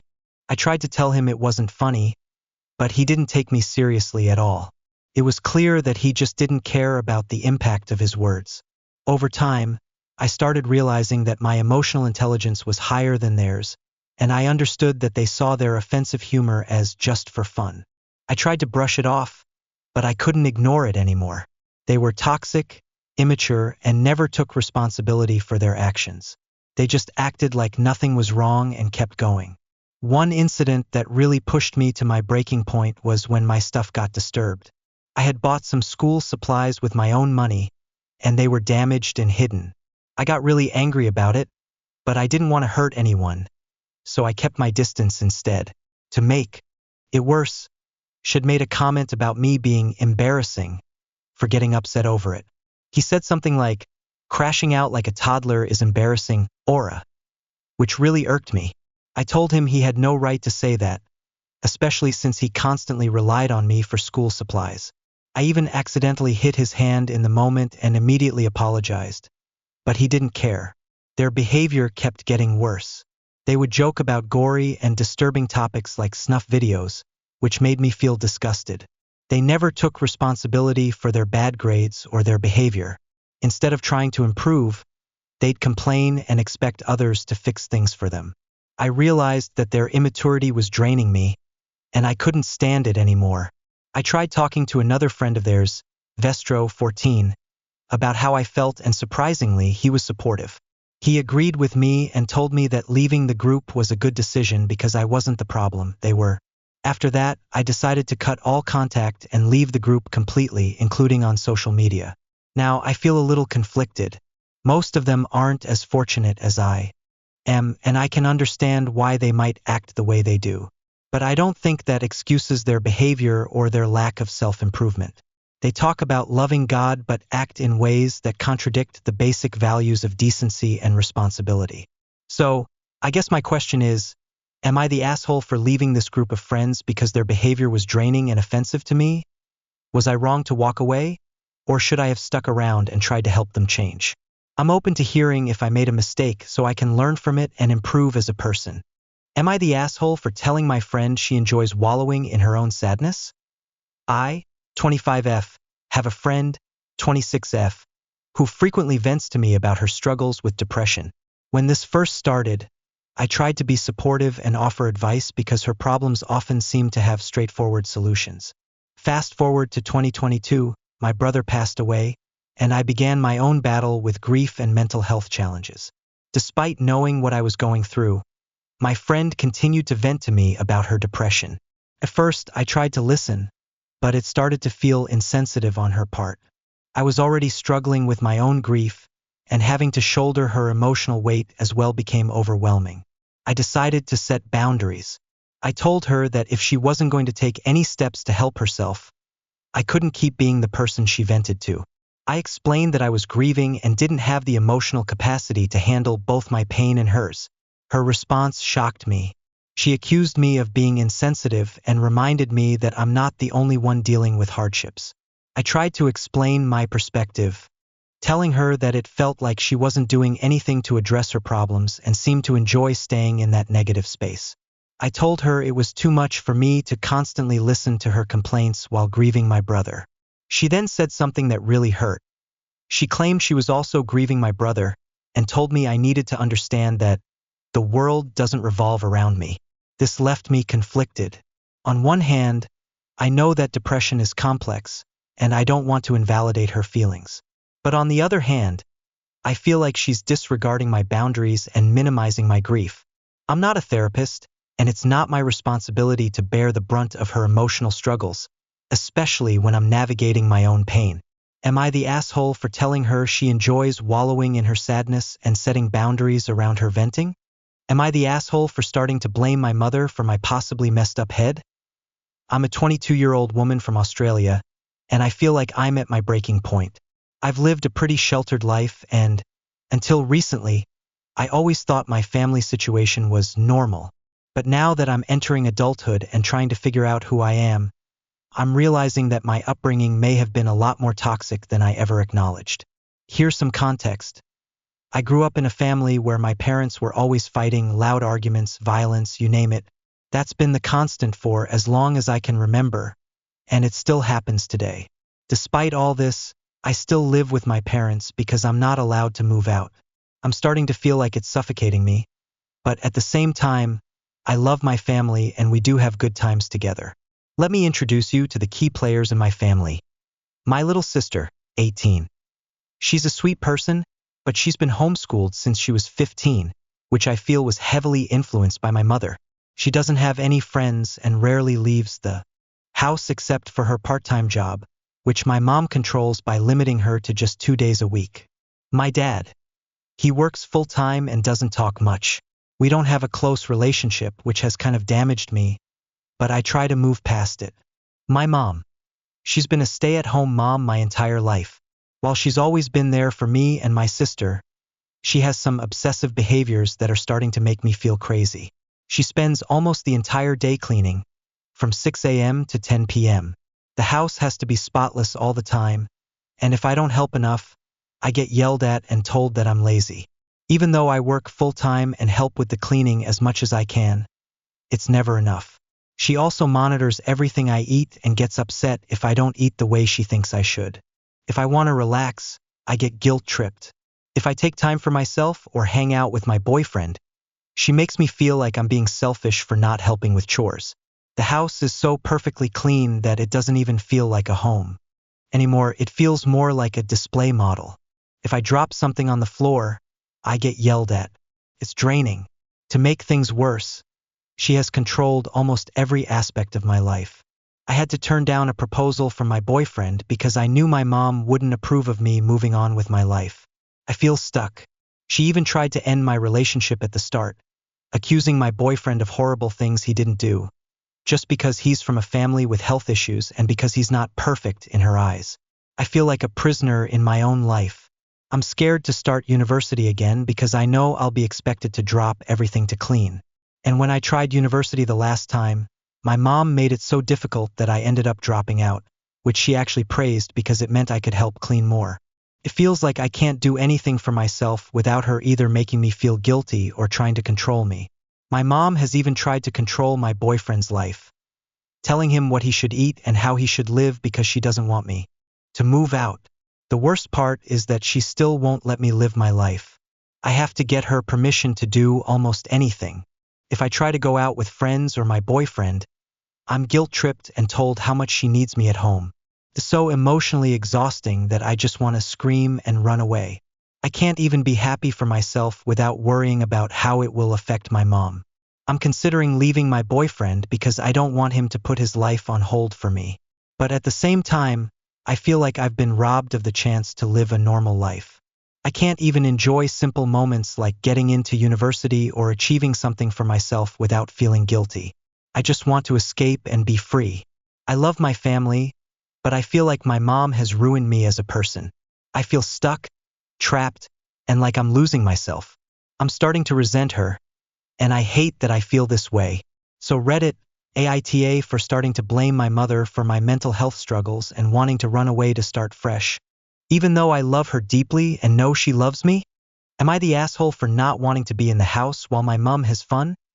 I, 21F, live with my mother, 38F, and pay rent for my room in the house. We have an unspoken rule in our household. No fun or company when anyone is home. And by fun, I mean when my mom has a guy over or engages in anything that I'd rather not witness, given how thin the walls are and how close our rooms are. My room is next to hers, and I hear everything, no matter how quiet she tries to be. Recently, my mom met this guy who has stood her up a couple of times, and I've been understanding about it. I figured, okay, maybe he's not the best guy, but it's her choice. She agreed to not have him around when I'm at home, mainly because I'm not comfortable with it. I don't want to hear their private time through the walls. But last night, after all the previous times he stood her up, he shows up again, right when I'm home.